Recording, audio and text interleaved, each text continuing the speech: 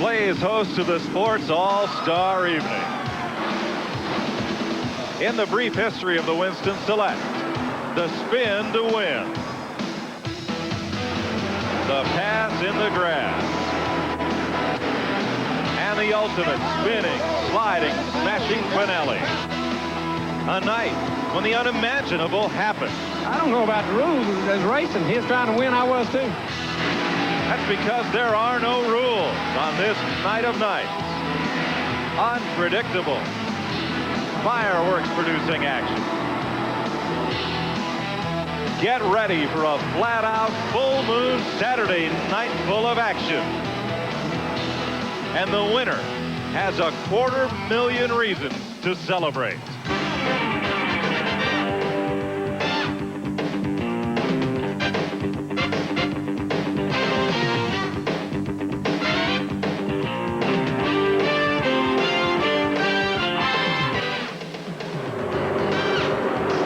For the third straight year on a Saturday in May, they've been packing them into Charlotte Motor Speedway since noon today for the Winston Select. Over 100,000 people are on hand just north of the city of Charlotte. They've been racing all around the track all afternoon. The Sportsman 100 is now just a couple of laps from completion. A division so crash-prone, they start their races single file. But they're exciting to watch. And they're training the stars of the future in this division and in front of a huge crowd. They've had Legends cars and little four cars out racing today. Virtually everything's been on the track. But it all boils down to the Winston Open and the Winston Select. Good evening, everybody. I'm Mike Joy. This is the race of which Dale Earnhardt said, if they're going to put up the money, I'm going to be there. So drop the rag and let's go. He's the only driver in the history of this event to have won it 3 times. He's taking it all the early action this afternoon with Glenn Jarrett. Well, Mike, Dale Earnhardt owns one of the condominiums that overlooks Charlotte Motor Speedway here. Normally he's there watching what's going on, but he graciously agreed to come down and talk to me a little bit tonight. In addition to 3 wins, you've won over $977,000 in the previous 9 Winstons. This is almost like a Dale Earnhardt benefit. Wow, that's hard to believe, really. This race started out, you was really wondering what it was all about or how it would go off, but it's turned into something great, and we really appreciate everything Winston does for us. And to be a 3-time winner is pretty exciting. I just can't say enough about the folks. So folks here at Charlotte, for that matter, we're running it under the lights. It's even made it more exciting. So, heck, I'm ready for the night. Well, he's starting kind of far back in the pack, but there's nothing that he likes better than to win here at his hometown track of Charlotte Motor Speedway. Keep your eye on Dale Earnhardt. I'll guarantee you he'll be up front. It looks pretty racy, Glenn, and on this night he's been tough to beat.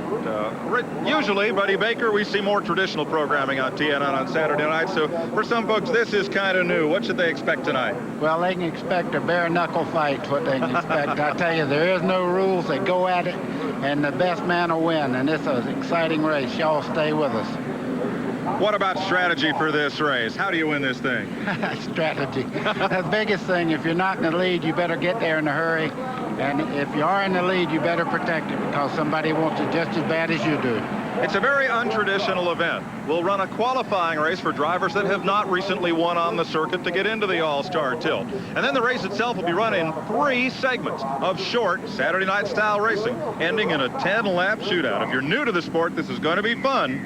And if you're not, you know it's coming. You're sure to enjoy it. We'll be back with the Winston Select from Charlotte Motor Speedway after this. And is brought to you by cold-filtered Miller Genuine Draft and Miller Genuine Draft Light, taking the country by storm. By Haviland Formula 3 Motor Oil, add more life to your car. By your Ford truck dealer, Ford Trucks, the best never rest. And by Goodyear, #1 in tires. Ronnie Sewell is being honored in Victory Lane. He's just defeated Jerry Rector, Marty Ward, Paul Shaver, and Bobby Fox Jr. to win the Winston Select Sportsman 100, one of the preliminary events here. All season long on the Winston Cup Series, the stories has been tires. Are the Hoosier tires faster than the Goodyears here? Man who's been following that story is Randy Pemberton. Well, Mike Joy, you're right. It's been a race within a race on the Winston Cup Series this year. Goodyear has won all 10 Winston Cup races, although Hoosier has copped a couple of poles, including the pole position for tonight's running of the Winston Select Open. The Hoosier tire is said to be as much as 0.4 of a second quicker, but that's in cool weather. When they ran this afternoon in the heat, the Hoosier tire was not nearly as quick. Now, both the representatives for Goodyear and Hoosier said that their tires should run at least 100 miles. Now, they're falling off, hopefully, the same distance. Depending on who you talk to in the garage area, the Hoosier could be a little quicker. Maybe the Goodyear will last a little longer. That is going to be the question. How long will the Hoosier tire last? If it's 0.4 of a second quicker and it lasts, that's about 50 yards a lap. Now, we'll have to see what happens when the checkered flag drops. Now, with all the facts and figures that surround all the festivities here tonight, let's take a look at the Haviland update. From the $1 million purse, the leader of the first two segments of the Winston each get $50,000, and it's $200,000 to the winner of the shootout. The race will run in 3 segments. Segments 1 and 2, 30 laps each, with a break for a pit stop and a final 10-lap shootout.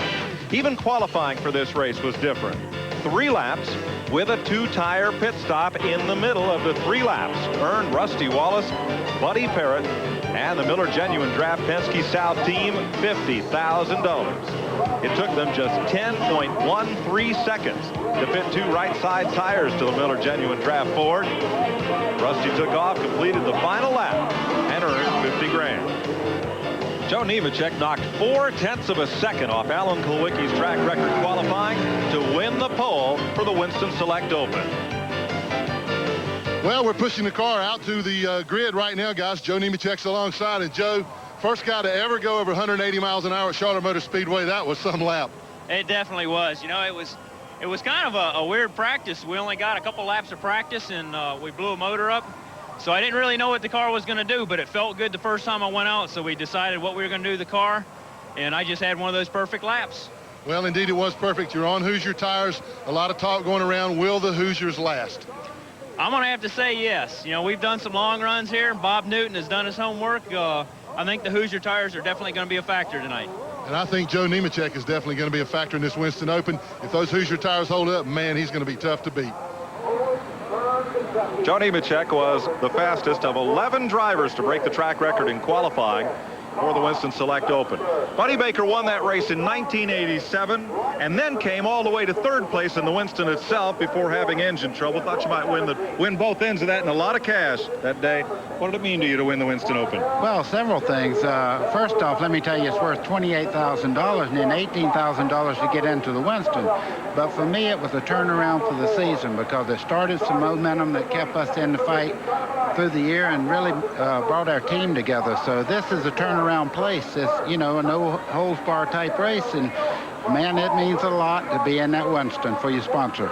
That was your first win of the year that season? That was my last win in 1987, and it meant a lot to me because it was my own race team, and I had a great time, and it really turned the team around that year. Well, a fellow like Joe Nemechek, who's seen limited success on the Winston Cup circuit, running hard, running well. What's this mean to him to be sitting up on the front row in front of 100,000 folks here and trying to be one of the 6 drivers that'll transfer into the main event? Well, Mike, we're overlooking one thing. Most of these guys' shops are right around this area, and bragging rights when you're sitting down talking to everybody means a lot. But for Joe Nemechek, this means that he can run with the best of them. And there is no easy way tonight. Either race is going to be extra tough. Well, folks, we'll be here to bring it all to you, the Winston Open and the Winston Select tonight. And we'll be running our 800 number. If you have questions about the sport or tonight's telecast, we'll pass them on down to the pits, get you some answers, handle them up top. Here's our 800 number, 1-800-451-7331. Charlotte Motor Speedway, you see the grounds packed with automobiles that have brought way over 100,000 fans to this facility. And the cars for the Winston Open lined up along the pit lane in their starting formation as the drivers are introduced. Here's Glenn Jarrett. Well, Mike, when I was talking to Joe Nemechek, I'm so used to talking to these guys, I forgot to point out it's a rookie on the first row, and on the outside of the first row is another rookie, Ward Burton. Ward has had kind of a tough time this year. He's adjusting the steering wheel right now, but Ward, things looking really good tonight. Well, Glenn, guys did a good job for me getting this car up on the front row, and we came down here and tested last week, and that's probably why we're sitting up here. You know, we're an inexperienced team, really don't have much of a background. Speaking of background, really not sure what it's going to do tonight because it's the first time we run at night, but if we're not running good, we'll use this as a test for the 600. So we're going to do the best we can. Hopefully we'll be in the top 6. It's good to see Ward Burton back up front where I think he belongs. Now, a little further back in the pack is my colleague, Randy Pemberton. Well, Michael Waltrip way back here in the 27th starting position. He's won this race twice, transferred over into the Winston Select 3 times. Mikey, you got a brand new piece of sheet metal on this car in the front and the front and the tail of this car. How good is it, and can you get to the front? Well, I guess I can't say it's great or anything, starting 27th. Buffy told me I got to pass 1 car every 2.5 laps or 2.5 cars every 1 lap. I can't remember exactly what she said. I'm fixing caller and get that straight. But watched enough sprint car racing on TNN to know that when you're starting 27th in the B main, you're having a bad day. But we've got the car. The Pennzoil Pontiac now is working really good. I mean, it's handling good. So I could make it exciting. Just briefly explain to the fans that you do have some new sheet metal on the front and the rear. Explain to it what it is. Well, what we've done is extended the Pontiac 3 inches in the back, 1 3/4 inches in the front to bring it in line with the Ford and the Chevy. It's no longer than the Ford and the Chevy. In fact, it's still the shortest car in the garage. But what it's done is it enabled us to have a little bit more downforce in the back, a little bit more downforce in the front. Hopefully, when you run 20, 30 laps on your tires, it'll make the car work a little bit better in the corners and enjoy a little bit more success for this Pennzoil racing team. This will be the very first test for the new sheet metal on the Pontiac in the Winston Open Select. Glenn Jarrett? Well, I've made my way back to the 12th row now. If there were ever a race that were designed for a specific individual, this is it. We're talking to Jimmy Spencer here, Mr. Excitement. Hey, an aggressive race driver. Can you get this thing to the front? First of all, you got to realize I thought they were going to invert this field. And but anyway, that's irrelevant. You know, I'll tell you, it's 50 laps. You got to be handling to be a factor in this race. You got to be in the top 6. Hoosier Tire looks real good right now. The McDonald's Ford's running real good. We're going to try and get to the front. Jimmy Spencer, if he can get to the front, he will. Stay tuned for the start of the Winston Open. We'll be back right after this message. The inaugural NASCAR All-Star race was run in one segment with a mandatory pit stop. Following his stop, Darrell Waltrip in Junior Johnson's number 11 ran down and passed Harry Gant to win the race, and then, some say mysteriously, have his engine explode 100 feet past the finish line.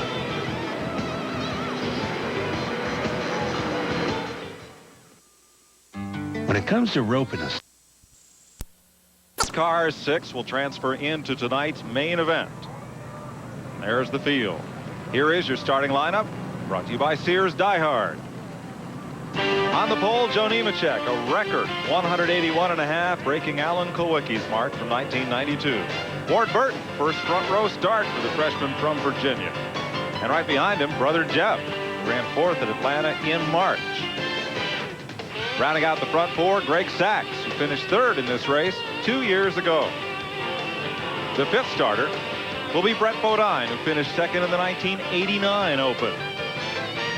And 6th, remember last year's sensational run for rookie Jeff Gordon led this race until he crashed.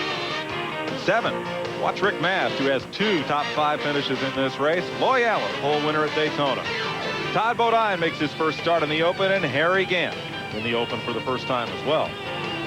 Wally Dallenbach, an impressive 4th last week at Sears Point, and Bobby Hamilton, 5th in this race in 91. Sophomore from Texas, Bobby Labonte, and Rich Bickle, first start since Darlington.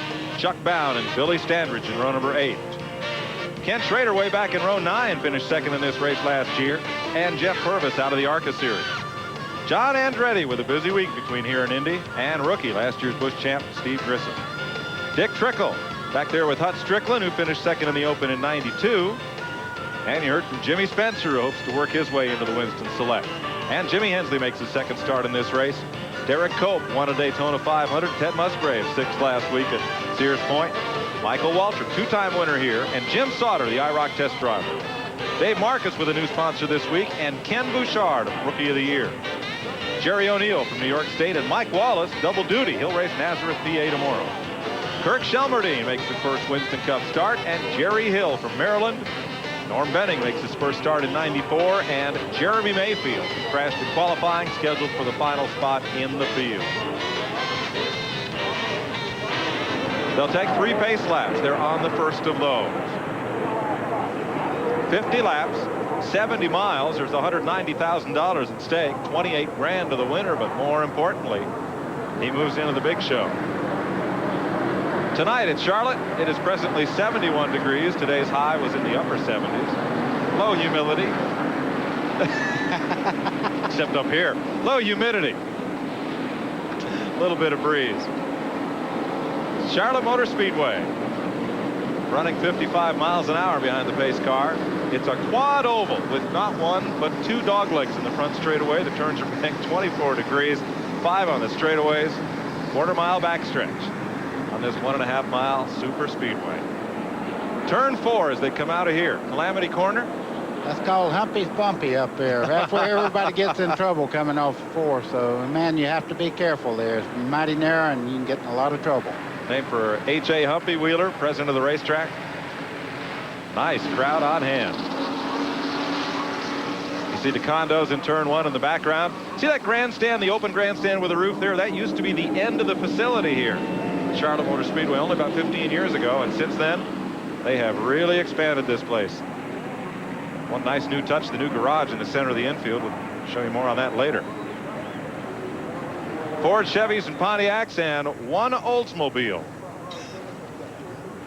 in the field for this race. Let's check with Randy Pemberton. Well, I just wanted to give you one more update on the tire story, not to wear it out already, but there are 14 cars that are starting on Hoosiers today in this field. 7 in the top 10 and the front 4, okay? The front row and the second row all on Hoosier tires.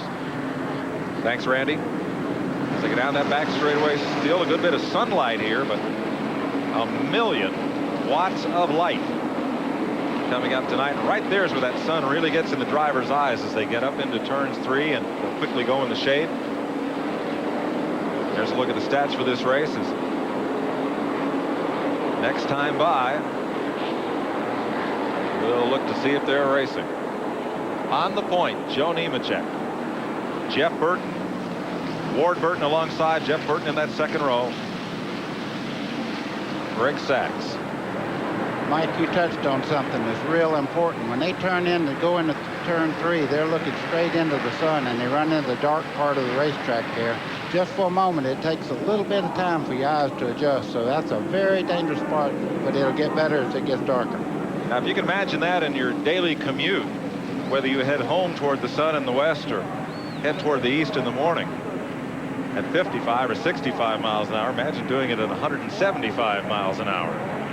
That's all the way over in turn 2. You see the flash bulbs going off. I guarantee you these people are excited, and you guys are in for a treat tonight. 50 laps for the Winston Open. First 6 drivers to finish will transfer to the main event.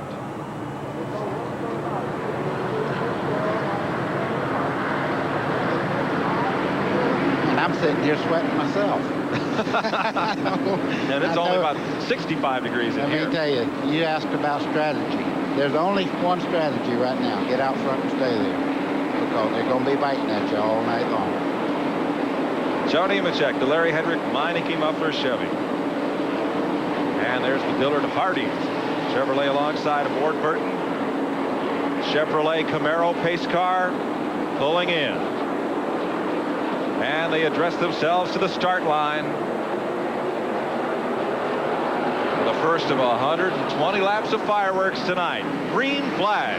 All right. Winston Open is on, and it is Nemechek with the quick jump. He moves up to the high lane. Ward Burton drops down. Kenny Schrader there, working low on the racetrack, picking up a spot.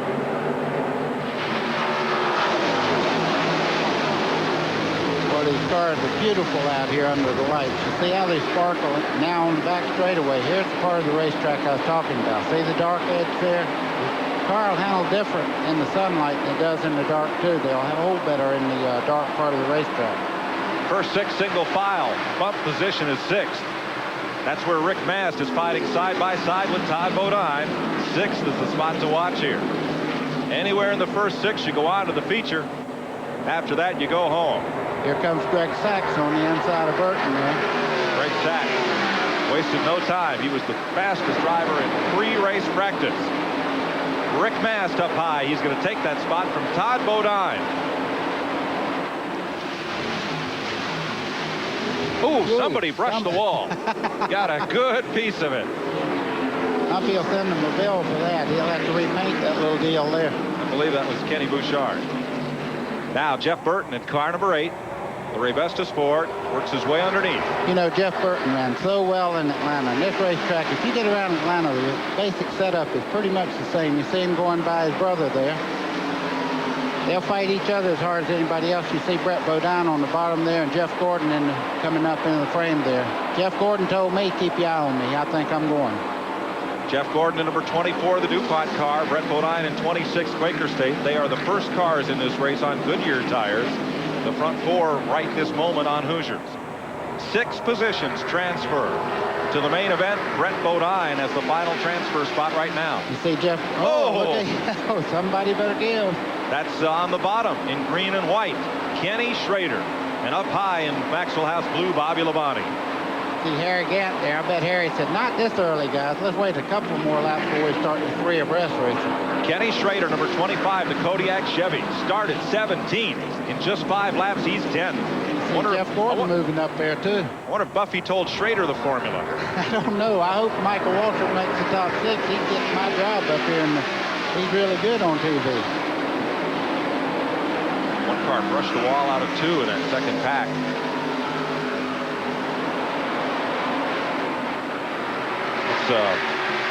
There's Brett Bodine underneath Ward Burton. Okay, here's a replay of when the car got up into the wall coming off 4 here. Oh, man. That looked like Dick Trickle's car. That was not Kenny Bouchard. Down on the inside. Todd Bodine. That's back at 7th position. He and Rick Mast are side by side once again. Second place. Boy, Jeff Gordon. One thing about Jeff Gordon, if he tells me it's going to rain, I'm going to get an umbrella, because I tell you what, he's on the move here, folks. Jeff, don't call me Flash Gordon. In number 24, the DuPont Chevy, Ray Evernham, the former modified racer. His crew chief and mentor, Rick Hendrick, owns that car. Up front, the Jasper Engines, U.S. Air Ford, Greg Sachs. Boy, that's 2 good ones there. That's 2 forces on the racetrack right there. Greg Sachs is as brave as anybody alive, and Jeff Gordon is also, so this will be a fight here. Down to the bottom comes Jeff Gordon. He takes the lead. And puts Goodyear out in front of Hoosier in the tire battle for the moment. Wow, that's pretty impressive. It didn't take him a whole lot of time to get by. I thought they'd run side by side for a little while. Remember, Jeff Gordon led this race last year as a rookie. Got up out of the groove and crashed. Here's Kenny Schrader in Kodiak colors and Scholes Rick Mast. John Andretti on pit road to replace the right side tires and a side window. Yeah, that was Jeff Andretti that was hit the wall up there. The whole right side of that car is wiped in, and they're changing tires. I see the cement dust on the wheels itself. Meanwhile, Rick Mast takes the spot back from Schrader.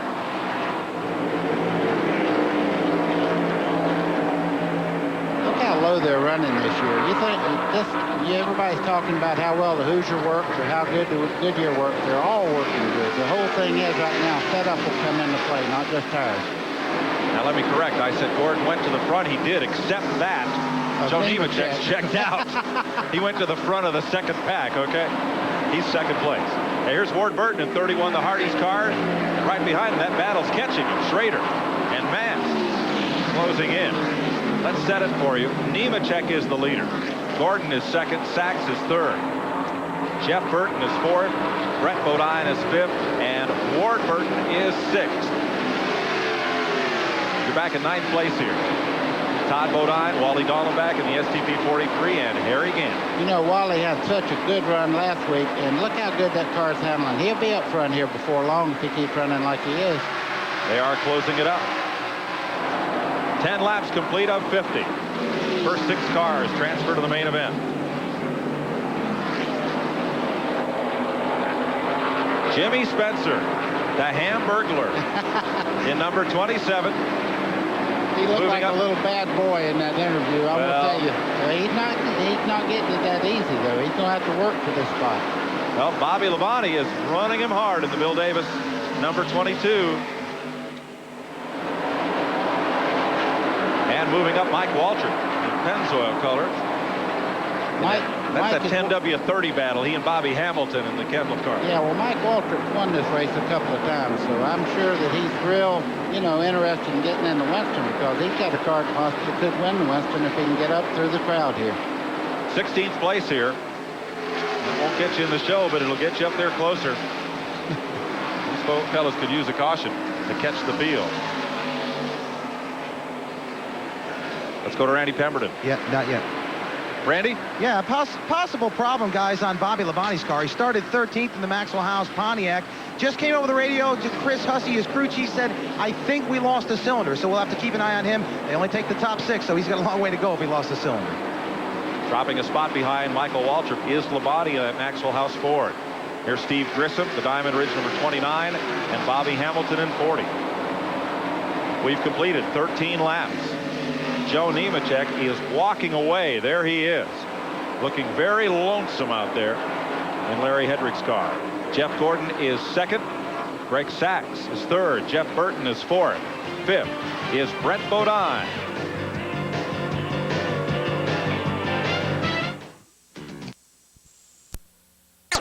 In just a few minutes, we'll get a shot of the front of Jeff Gordon's car. Somehow he has bent the front spoiler back on that car. You see it coming out of the corner here. The whole nose is caved in on the right-hand side there. He's either hit something or somebody, and it's really messed up the aerodynamics on that car. He'll probably develop a push. You see how high he's running on the corner instead of down on the white line like he was a while ago? Man, that's a bad break right there. Second, third, and fourth here. As he'll probably win the race up there, I'll say that. But anyway, that certainly don't help the front end on that car to stay down where he wants to. See it going up there? Of course, he's passing the car. Good battle here. Greg Sachs is underneath Jeff Burton. Let's go down and meet one of the drivers who will be in the Winston Select. He's qualified already by virtue of winning the Daytona 500. Randy's with him. Well, it's Sterling Marlin. Sterling usually in this race, but you had to go mess it up and win that Daytona 500, didn't you? Yeah, I was glad to do it. I tell you that, the Kodak team gave me a great car, and won the 500 and get to watch the Open for the first time, and pretty neat. Got a good crowd here tonight, and we finally got the car tuned in today, and we should be running good tonight. You seem fairly relaxed. Can you relax before you get out there in a race like this? I'm ready to go. I tell you, the car was really running good this evening, and we've got penalized on the pit stop. We kind of started a little far back, but 30 laps, maybe we can get to front. We're sure going to try. What do you think about what's going on in this race? You've been watching your old car out there. Yeah, we're watching really what the Hoosiers are doing. Seems like they got a really good qualifying tire and trying to see if they're going to fall back. And looks like Schrader and Gordon's coming up on the good years and Brett, so should be in good shape. Good luck tonight. Thanks. Sterling Marlin won the Winston Open 3 times, more than anybody else. Ward Burton and Harry Gant.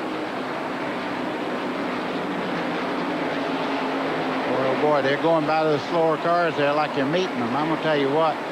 You see Ward Burton's car staying low, but Harry Gant is phenomenal.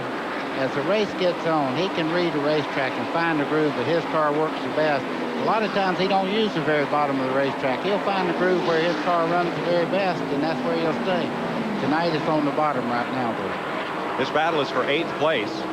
Ward Burton started on the outside pole, but he is drifting back into the clutches of the bandit, Harry Gant. Yeah, that'd be a position if he gets up under him. That car's sticking right on the white line. You don't usually see 33 do that. Let's check with Glenn Jarrett. Well, guys, one car that won't stick on the white line, at least not for very long, is Ward Burton. He started on the outside pole, but he has developed a push in the car. Car owner Alan Dillard said it was way too tight. He's just trying to bide his time right now. Of course, as the temperatures cool down, the car gets tighter and tighter. They're going to have to make an adjustment if he's going to be able to finish in the top 6. Thanks, Glenn. Ward said if they didn't do well, if they hadn't run under the lights, they'd use this as a test session for the Coke 600 later this week. Derek Cope has gone to the garage. He had the right side window on his car flapping and pulled it in behind the wall. Here's your Napa Field Standing Update brought to you by Napa. We keep America running. 22 laps into this, just short of halfway. Remember, the first 6 cars qualify. There's Kenny Schrader in 25. Trouble turn 4. One car takes a big twirl. Mike Wallace lost control coming through the 3rd turn there and got all around backwards there. You see the flaps sticking up on the back there. That keeps these cars from leaving the ground anymore. And caution is out. Caution at 23 laps. This will be a big break for the drivers from 7th on back. to catch up to the field. Yeah, there might even be a little tire strategy here to put on fresh tires. If you see you're not going to make a run at the front, you need to come in and get fresh tires and maybe have an advantage. Mike Wallace is one of the weekend's double-duty drivers. He'll race at Nazareth, Pennsylvania tomorrow afternoon in the Busch Grand National Race. You'll see that live on TNN.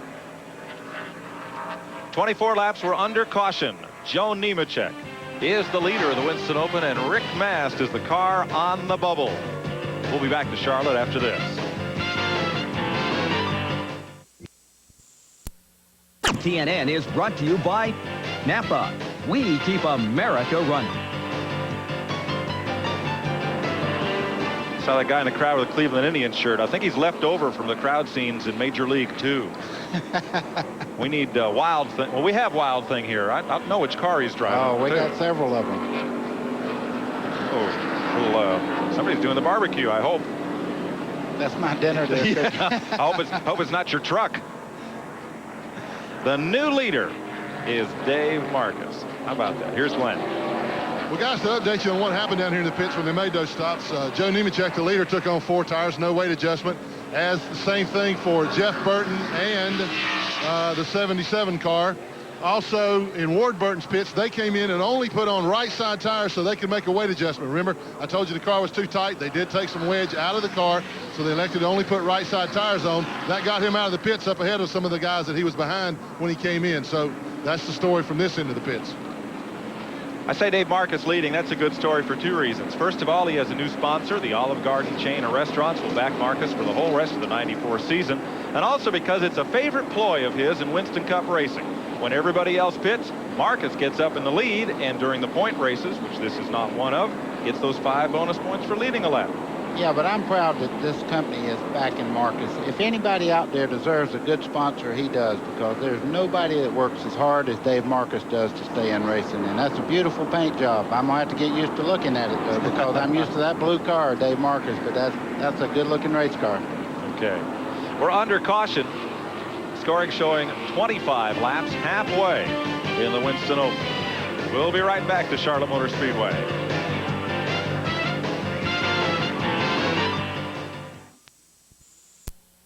Fangs and claws, and things really happen in an event such like this. Green flag to restart this race with 28 laps complete. It is Dave Marcus on the point. Kenny Bouchard did not pit. That red car of his on the inside is second, and here comes Joe Nemechek in 41. And oh man, that's Jeff Gordon. When Nemechek checked up, Gordon was right on him. Well, that's as close to a wreck as you'll see without actually seeing the sheet metal fly. I'm going to tell you right now, somebody made a quick decision to do the right thing then. Great stack splitting traffic there in 77, moving up to the high groove. Remember, only 6 of these drivers go on to the Winston Select. Look at Kenny Schrader go to the outside here, man. He is making a move towards the front. Oh, Marcus! Oh, easy. No! On his roof, Chuck Bound. Chuck Bound was up on his roof there for a second. And comes sliding down the speedway. There are Michael Waltrip up in the wall on the outside. John Andretti is in it. That is the Melling car, number 9. Rich Bickle. They will race back to the line and take the caution flag. Jeff Gordon's in the lead and Kenny Schrader's in second right now. There is a long-held theory in stock car racing. Todd Bodine climbs out of his battered machine. That when there is a full moon, the strangest things happen on the racetrack. John Andretti, Kenny Bouchard. You see Todd Bodine walking, talking to the accident personnel. There's Rich Bickle. And a lot of good cars just got torn up. Michael Waltrip's a 2-time winner of this race. You could see how dejected Bickle was coming around there. He just put his hand up like, why me? But if you're in the wrong place at the right time on Major Speedway, there's nothing you can do but ride it out. Is that Chuck Bound in the black suit? Yeah, he's out of the car. Oh, he's okay. Now that's Todd with his helmet off. Turning Butch Mock's $80,000 race car.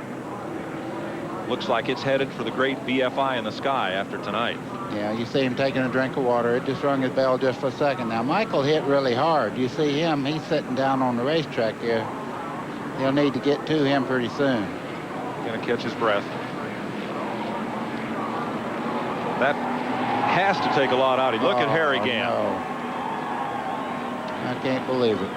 Trying to drive it in. Won't do him much good. You see the rear end housing turn towards the inside, and the wheel on the right front there is turned dead right.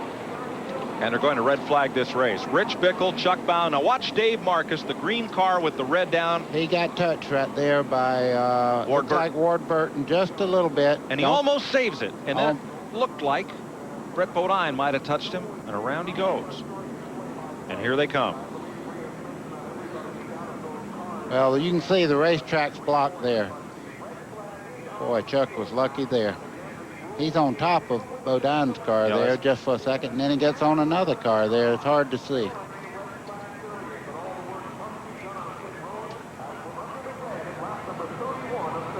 Show you this again from a high angle above the press box. You now see it's happening Ward up there. front, He top of the just screen. barely touches him right there. Gets Dave out of shape. From then on, everybody behind them knows they're in trouble. Now watch the pack coming up. Look at the green car, Brett Bodine. Does he just get into Marcus? No, I don't think so. No, he missed him, but now Marcus got into Bodine. Now watch the 12th. Watch the black car at the bottom of your screen coming up here. Gets into Harry Gant. Moves over on Todd Bodine. Watch the right side of your screen. There's Bodine. And he just becomes a launch ramp for Chuck Bound. What a wild ride, and Bound climbs out unscathed. Wowee. That don't need much comment there. You can tell that's just chaos. That's all you can say. They have the red flag out now, and they're attending to Michael. I think his bell's rung pretty hard, but he'll be okay. Loy Allen also involved in that. Harry Gant, Todd Bodine, Kenny Bouchard, Dave Marcus, Michael Waltrip, Chuck Bound, and Rich Bickle. They have red flagged the race and stopped it to clean up in turn 1. And already it's a full moon night of racing in Charlotte for sure.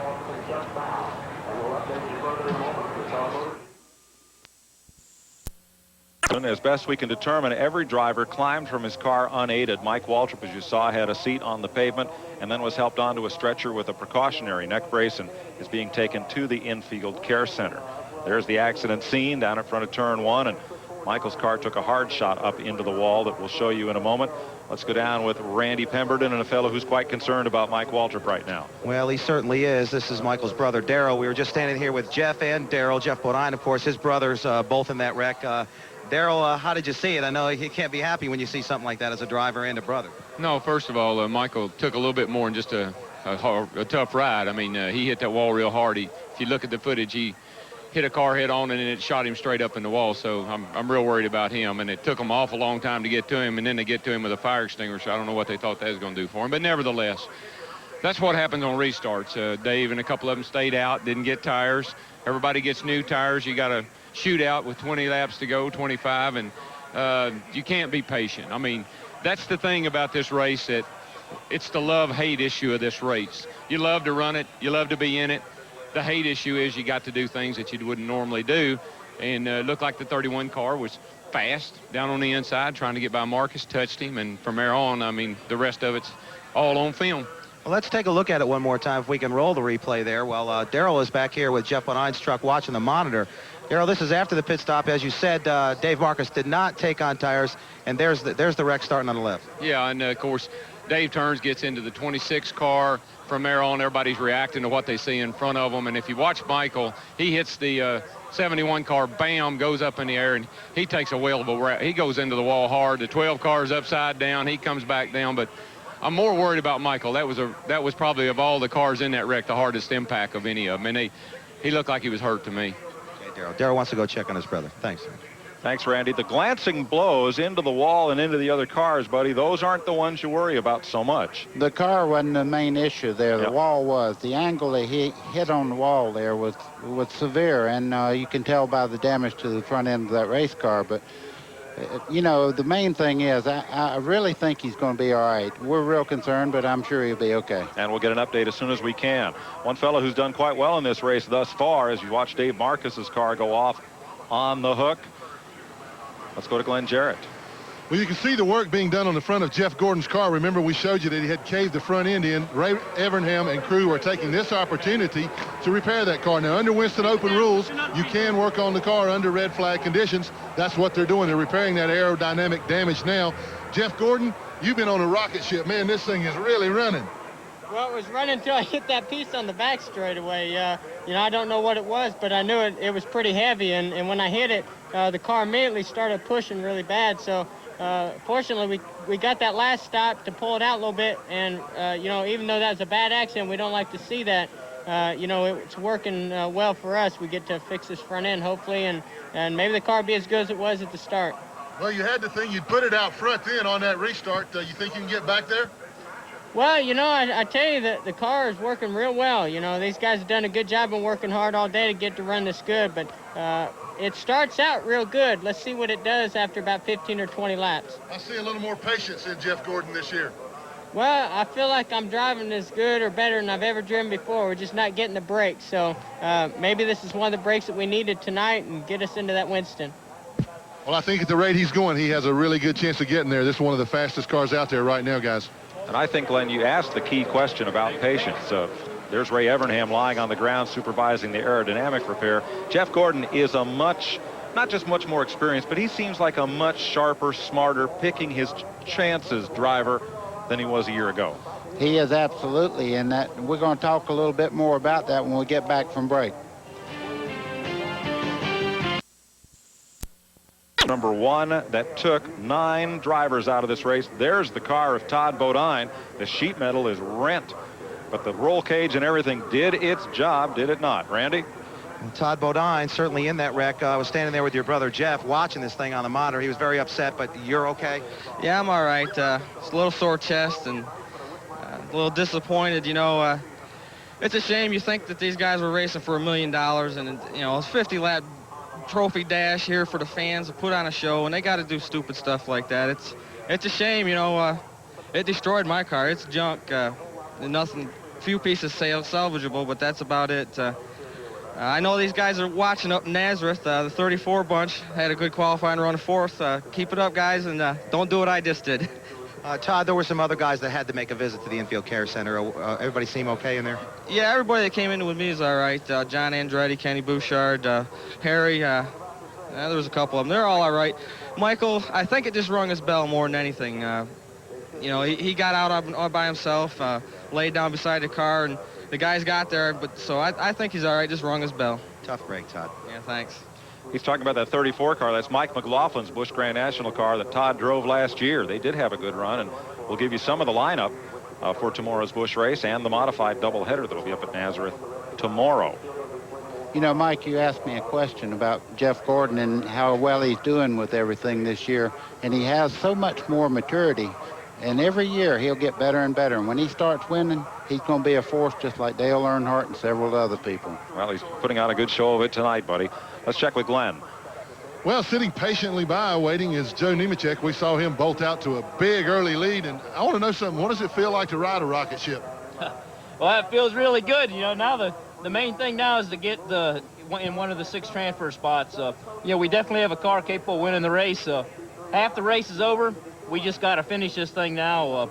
That was a bad deal there when that wreck happened. You know, Dave Marcus should have gave a little bit more room in that situation, I thought, and I don't know what happened. I think he just broke loose back there in turn 4. He come up and running the side of me, and then it was just like mass chaos. Joe, let me ask you a question. You mentioned that you got a car capable of winning the race, but your ideal right now, your goal is to try to get into one of the transfer spots. Having a car as strong as you got, is it hard for you to hold back? Or are you going to wait till the end of the race? What's your strategy? Well, we're just going to have to wait and see. The car is working so good. Bob Dutton, you did an excellent job with the Hoosier tires. Just everything's going our way. We just need to be patient. And it's hard for me because the car wants to go faster than what I'm driving. I'm just trying to keep a nice, even pace. And if I can do that, we're going to be there.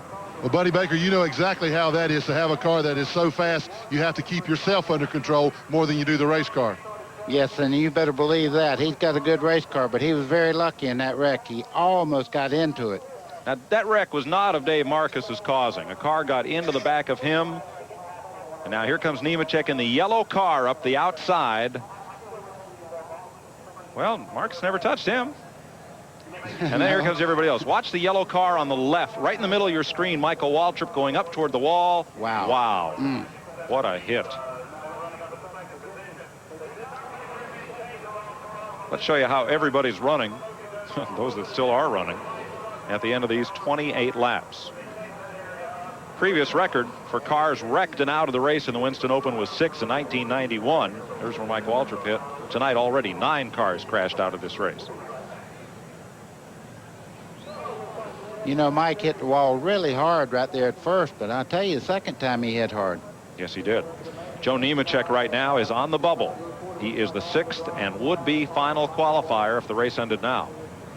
Rick Mast 1 spot away. Hutch Strickland, Dallenbach, Musgrave. There's Jimmy Spencer up to 11th after starting 23rd.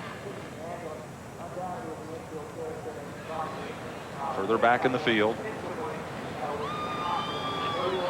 And then from 24th on back, all of these cars are out of the race. 9 of them in the one accident. Billy Standridge had already gone to the garage. And we'll be back to Charlotte Motor Speedway live on TNN after this.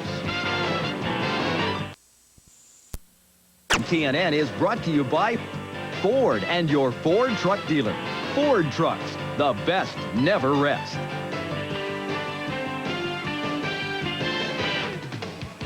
Well, if you were flying over Charlotte Motor Speedway, you'd see this quad oval as an imperfect diamond.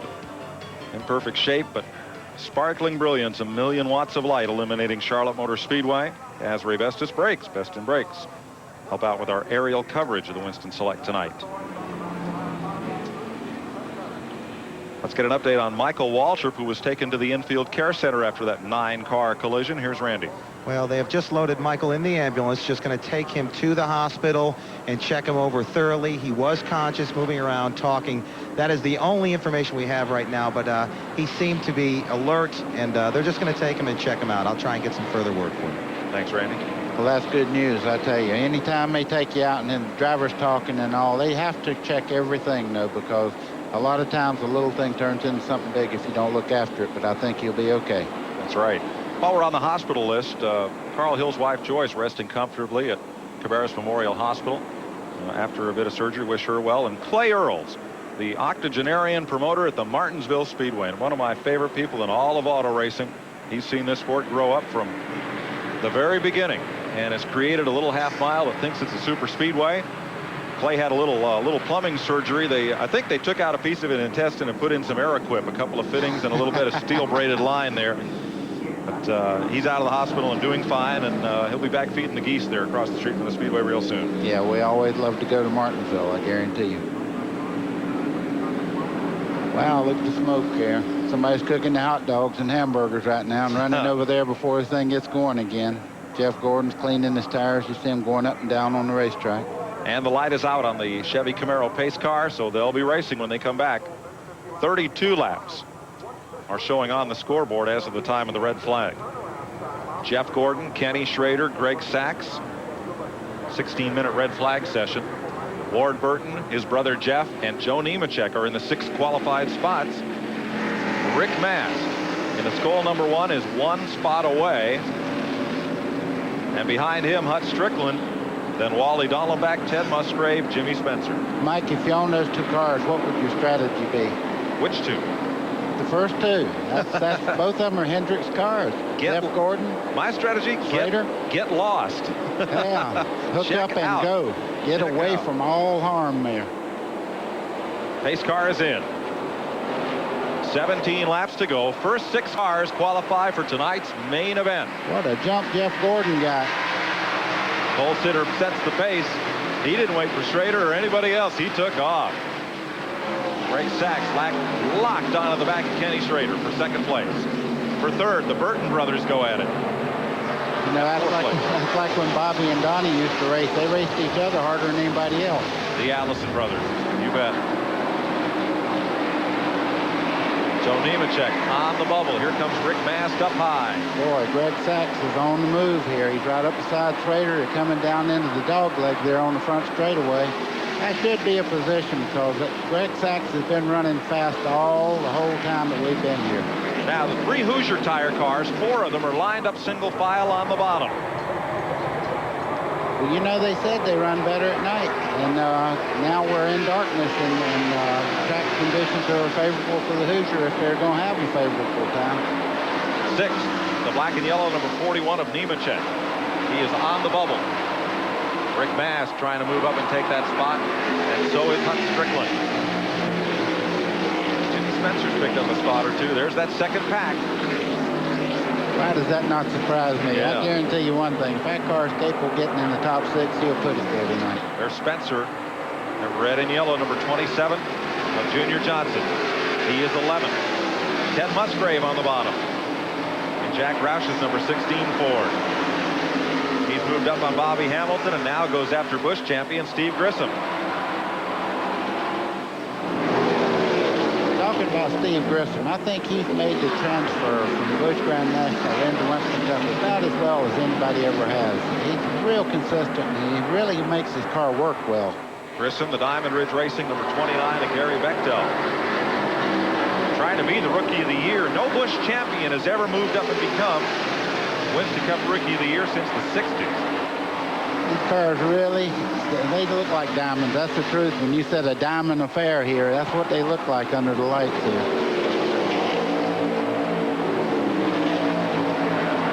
Jeff Gordon has checked out. He has paid the bill. He's gotten all of his frequent hotel points. There he is on the left side of your screen. He's gone to catch the plane. Yeah, if Hoosier's got an advantage, they better use it now because Jeff Gordon's the type of race car driver. He does not slack off, and he's looking for that rainbow. I know he wants in the Winston. I call that a 1.2-second lead, but it might as well be an hour and 2 minutes. Now, Mike Gamer was smart enough to fix that front end during that red flag there, and that made a big difference. And see where that car is running right now? He's 1 inch off the white line all the way through that corner. Now, here comes the battle for second behind Gordon. Greg Sachs has it. Kenny Schrader in green and white wants it. Right behind Schrader, Jeff Burton, Ward Burton, Joe Nemechek. Looks to me like Jeff Burton might be catching Schrader just a little bit now.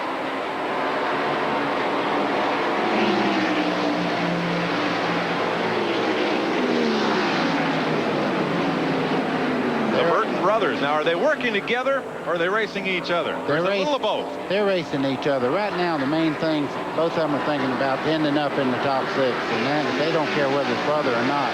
That ends when the green flag drops, believe me. They are 4th and 5th on the right side of your screen. Jeff Burton driving for Bill and Mickey Stavola, the Ray Vestas Ford. Dale Earnhardt looking on, 3-time winner of the Winston Select. Now, he's not just watching. If these guys move over in the Winston, he wants to know where they're good and where they're bad. So if he has to race them with 10 laps to go, what to do. 2nd through 4th and 5th. Let's check back with Randy Pemberton. Well, folks, if you're a Loy Allen fan, even if you're not, we want to update you that they also took Loy Allen in the same ambulance with Michael Waltrip. He is okay, but just to the extent that he was having difficulty breathing, so they want to take him to the hospital here in Charlotte, get him some x-rays, and it could be possibly a bruised lung. That would be pure speculation at this point, but he seemed to be okay, but he had a little difficulty breathing. We want to bring him in and check him out as well. Thanks, Randy. There are no easy crashes at 175 miles an hour. 2nd and 3rd place. Let's go back to the fight for 7th. Hut Strickland, Wally Dallenbach, and Rick Mast. Like I said, all these cars are really happy to be in the race, period, right now. They had to go through that wreck just a little while ago. And as you see, there's no real damage to these cars. They were very lucky to miss, except you notice the back panel on the 43 car is missing there. He must have got into somebody just a little bit on the rear there. One of the cars did clip him. Now 41, just going out of the picture there, that's Joe Nemechek. He's in 6th place. Hut Strickland in 23, the Smokin' Joe's car. 5th, 3rd, 2nd, and 12th in previous opens. Now there's Nemechek, and they're catching him. I believe, yeah, it looks like Dallenbach's pulling right down on Nemechek right now. You know, Nemechek said everything was going so well for him, but it looks like to me that the 43 car is moving right up on him here. That car driven to 7 Winston Cup titles, nose paint by Richard Petty. Wally Dallenbach drives it now. Yeah, they got their first top 5 last weekend on a road course, but they're running really well on the oval. That's got to make them feel better, too, not that they can just run on the road course. Well, Dallenbach, former Trans Am champion, was very at home at Sears Point. Here's Glenn. Well, guys, about Wally Dallenbach, he's doing a heck of a job with the rear end knocked off of that car. That happened in the big wreck a while ago. He got slowed down to miss it, but another car ran into the back of him. He didn't get spun around. He got spun out of shape, but he kept control of the car. I think he's doing a wonderful job driving that car to be battling for one of those 6 transfer spots with the whole rear end knocked off of it. Evidently, last week's finish gave him a lot of confidence. Every time I see a car with the back end off like that, Bobby Allison, I had him lapped in Talladega, and the rear bumper come off. He made up the lap and beat me by 6 inches back in Talladega there one time. So really and truly, it may not be hurting him that much. It's just ugly. Now, a lot of late model cars on short tracks, buddy, they take that whole rear panel off so the air can get out from under there. Would that help you at all, the way that is? That didn't look so hot off that corner just then, but he's driving his heart out right now, and it looks to me like the car is hooked up really good. It's staying right on the bottom of the racetrack. And, you know, Richard Petty had great success here at Charlotte, and it looks like he's going to get by Nemechek any second here. This is the most important battle on the racetrack, because one of these drivers can go on to the main event, and the other has to go home. 4 to go. 4 to go. Dallenbach, second-generation driver. His dad, now the chief steward for IndyCar racing, was a successful IndyCar and modified driver. Came out of New Jersey. Wally Jr. running down Joe Nemechek. Hey, you notice that Wally's getting under him there with the pins up. He cut in there. Ernie Irvin and his car owner Robert Yates in the upper right of your screen. Ernie's wife Kim watching. Everybody's watching this race because Jeff Gordon's kind of just checked out. So we're going to keep our eye on the bubble for a little while here and see what happens. Yeah, Jeff has really stunk up the show. 6th place is the race. Nemechek, the Meineke car, has it. The STP Pontiac wants it. What do you think the King's telling him now on the radio? Oh, boy. You want to make a Winston, you better stand on her now. King Richard Petty, 200 wins, 7 championships. His cousin, longtime crew chief Dale Inman, up on the roof spotting for Dallenbach as they lap Kirk Shelmerdine in the Napa Ford of Jimmy Means. You know, Wally got a little bad break on some lap traffic just a second ago and dropped back just a little bit now. With 2 laps to go, he's really got to get after it. Let's show you Jeff Gordon briefly, because he'll get the white flag this time around. We have a fight for second place. As you see them going in the corner here, they'll come in the frame right here. That's Kenny Schrader and Greg Sachs side by side going in the first corner there. That's for bragging rights and a bit of money, but 6th place is the one that counts. They're second on the outside. Schrader, Sachs in 3rd. They will make the show. Then the Burton brothers are 4th and 5th, and now Nemechek is alone in 6th. I'm going to tell you, if I'm Greg Sachs, I'd say that's okay. I'm in the Winston if I can just hold her straight here, but he's not the type of driver to do that. Jeff Gordon wins it, and for 2nd place, Sachs. One of your former drivers. Oh, yeah. Jeff Burton, Ward Burton, there they go from 4th place, and Joe Nemechek will take the final spot after starting from the pole. Well, Dallenbach did everything he could do. I guess maybe he was tired that the car was a little bit loose coming off the corner there. He probably got the right rear hot and couldn't make up the distance. But Jeff Gordon, who led this race last year until he wrecked out of it, Can we wins do it the now? Open. Can we do it now? Yay for Jeff. He had a good strong run, and there's Rick Hendrick cars finishing 1st and 3rd. Battered but not beaten. That's the main thing. And he'll go on to the Winston Select, which is coming up next. We asked Jeff Gordon this morning, how important is it if you could win the Winston Open tonight? Oh, I mean, God, I don't even think you can put words into that. You know, it's an unbelievable opportunity and be a chance of a lifetime. Victory lane. But it'll be a quick celebration, so he's got to get that car ready for the feature. Let's get out of Glenn. Well, Mike, we're trying to catch up with Jeff Gordon. Nobody else could, but maybe I can. He's talking to crew chief Ray Evernham now. Well, Jeff, you talked to me earlier under that red flag condition. You thought you might be able to do it, but, man, you just left them in the dust. Well, not exactly. I mean, we're just trying to learn for that Winston. You know, I'm just awful excited to be in it, first time ever, and it's a big thrill. You know, I mean, there's not too many guys that can say that they've been in that race, so I'm awful excited. Even though we had to come through the Open, I didn't wreck. I was out there all by myself this time and didn't put in the fence, so I learned last year, I guess. But these guys, this DuPont crew did a heck of a job. They got us a good pit stop, got us up to the front, and they fixed it there on that red. You know, so that got us back in the race. You're awfully strong. You think you got the car that can take the Winston Select? Well, I think the good thing is we've got 50 laps out here now. We know what to do to the car. Hopefully that'll pay off in that Winston. You know, we're going to be able to tune it up a little bit, and I think we got an awful strong car. We'll just have to see. I don't know how strong those guys are. Well, I think he's pretty strong too. Let's let him cool off a little bit. Get ready for that Winston Select. Randy? Joe Nemechek just squeaked in. I'll tell you, this is a competitive person. 6th place, not nearly good enough. He's talking to his crew chief, Doug Richard, just a second ago, trying to get the car fixed. What do you got to do? Well, our car was a little bit tight there. Something happened when Dave Marcus hit me in the side there, and the car, it just lost that rocket jet feeling that you get. And we're going to try sticking a rubber in the right rear, try to loosen the car up a little bit from the middle off. It seemed to be where we were tight, and see what that does. And nonetheless, I guess fortunate to get in. Well, it was, you know, after he hit me and they had that big crash, when I was going around the racetrack, I told the crew that there was something wrong. And we checked it all over. Everything looks good, so we'll stick a rubber in it and see if we can't make do. But, you know, this is a great night for Meineke, Chevrolet, and myself, Joe Nemechek, and, hey, we're doing it to them. Okay, good luck in the Winston Select. Now they're going to put a spring rubber in it, buddy, which will do what? It depends on which end. Right. If he puts it in the right rear, it'll loosen the car up a little bit, and I'm sure that's what they're planning on doing, because he said he did have a push near the end of the race there. So they'll put a half rubber or a full rubber in the right rear, which makes the spring a little stiffer, and it'll make the back end stand up, and it'll also turn it loose a little bit. Well, it was a wild one in the Winston Open. 5 of the top 15 qualifiers were taken out in the crash, and 4 of the 6 drivers who make the transfer will compete in their first ever Winston Select. Glenn Jarrett.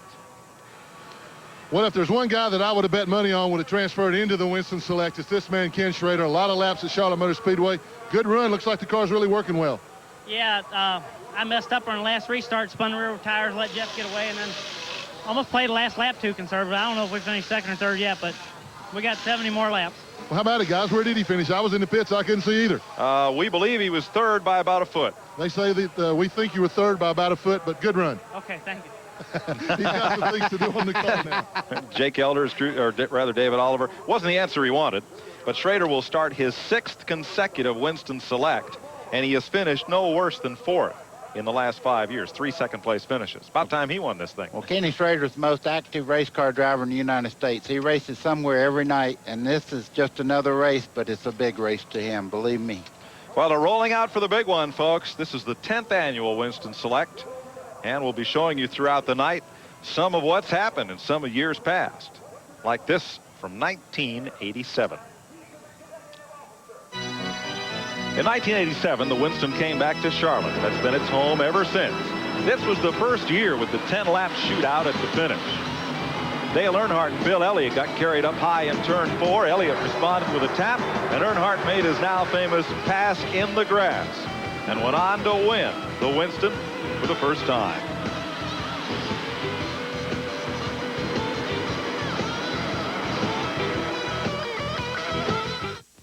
What is it about? Viewing videotape as Joe Nemechek keeps discussing collision between he and Dave Marcus. If they did make contact, it was not part of the crash down in turn number 1.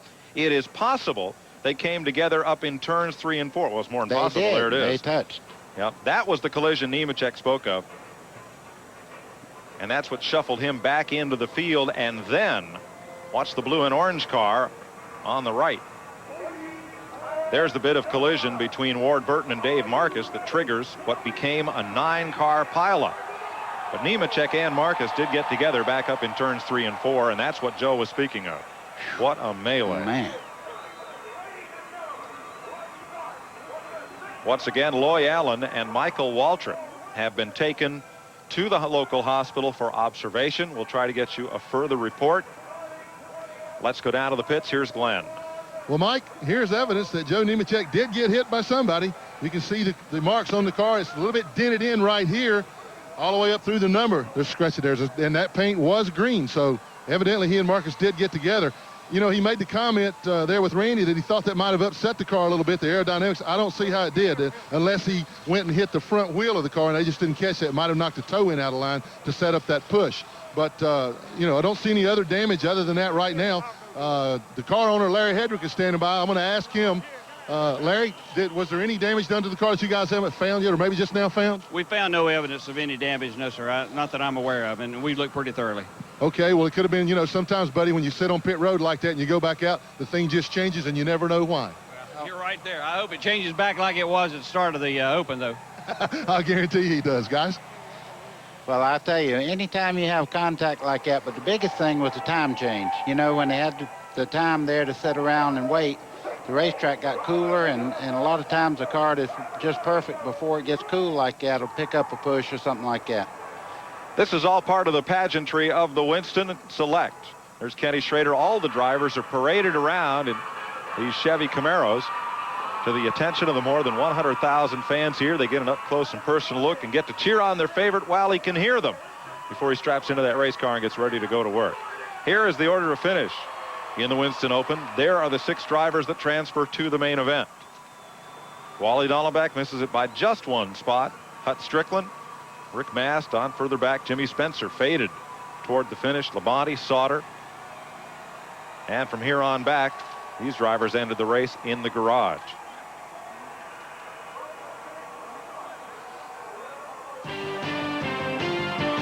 Daytona 500 winner Sterling Marlin about to take a ride around the Speedway. Slowest one he'll get tonight. Running of the Winston Open, the one that took 9 drivers, including 6 of the top 15 qualifiers out of that race. Musco Lighting up in Iowa has put 1 million watts of light into this place. Mike, I was going to tell everybody, this is not over, folks. The best part is yet to come, and I guarantee you one thing. You think that last race was something to watch. You wait till you get everybody out there. There's 1 race prior to this. You're going to see one shootout that you will remember for a long time. Many of the sport's top drivers, by winning races recently, are already in the Winston Select. If you won a race as a driver in 1993 or 4, you're in this field. If you won it as a car owner, your car's in this field with its present driver. And look at a lot more of that 200-mile-an-hour tape. Originally developed for forced air heating systems. They call it duct tape for heating ducts, but it's held race cars together at 200 plus. You see Sterling Marlin coming out there with his car right behind him. Crowds cheering and everything. This is a very proud moment for this boy. He's never been in Winston because of winning a major race until Daytona this year. That's right. He's always had to come through the Winston Open, which he's won 3 times. And the fans, they are crowding the fence to get a look at their favorite drivers on this all-star night. You know, Mike, a few seconds ago, we seen Jeff Gordon in there. His whole crew was working on that race car. They do have a little advantage. They have a race under their belt in the dark here, and they can make some changes. It might be just a little bit better than some of the other cars that didn't race already. That's right. Owner-driver Darrell Waltrip and his Western Auto Chevy coming out. Darrell will join us on some of the TNN Busch Series telecast this year. And let's go to Glenn with the runner-up in the Winston Open. Boy, big smiling face from Greg Sachs, but you knew you had a fast car. Well, I tell you, Glenn, we sure did. You know, that USAI Jasper engine Ford Thunderbird, woo, let's go. The car's a little tight in the beginning there. When we had that big wreck there in the middle, we freed the car up a little, and I knew we were home free from there. Right now, you know, with these 20 minutes between races, I really wanted to make a gear change, but we just couldn't take the chance that we wouldn't get it done in time. So we've gone with what we got. We're going to go out and run them hard and see if we can't come home in front of this Winston Select. It looked like you and Schrader were having a lot of fun those last couple laps. Oh, man, it was pretty neat. You know, I had the bottom groove, and Kenny looked like he was pretty good on top, and I was going to give him the top, and he took it. We run side by side through 1 and 2, and he got the run on me and beat me down there. Kenny said after it, he said, I think I went into a little easy in 3 and 4, and I snuck back by him. It was close to the line, but we were happy to finish second. Well, he didn't know whether he finished second or third, but I bet you knew, didn't you? I knew, and I think he knew, too. Former track champion in the NASCAR Modifieds up at Stafford, Connecticut, Greg Sachs. Greg's going to have to work on that loud voice, isn't he? Is he excited or what? Dale Earnhardt. Ooh. 6-time Winston Cup champ. And you hear the mixed reaction for the crowd They either love him or hate him, but they all respond and they all have a reaction when Dale Earnhardt comes out. That's pure excitement is what that is. When that man gets in a race car, there's something going to happen. You can bet one way or the other. It was once said of Reggie Jackson, or perhaps by Reggie himself, that he was the straw that stirred the drink. Perhaps this man is when it comes to Winston Cup racing. Oh, yeah. What would a Winston be without Dale Earnhardt in it? I can't imagine. Well, he's won this race 3 times. The late Davey Allison won it twice, and nobody else has been to victory lane more than once. Look at them people. You think they don't like him? The man, he was brought up 15 miles from here. He's the #1 man in this part of the country. Grew up at the corner of Coach and Sedan Streets in nearby Kannapolis. Get out of here. His father, the late Ralph Earnhardt, NASCAR National Sportsman Champion, Dale worked on his early cars in the basement garage of his mom's house. Yeah, and they do have a Dale Earnhardt Boulevard over there, too. They're proud of this boy in Kannapolis.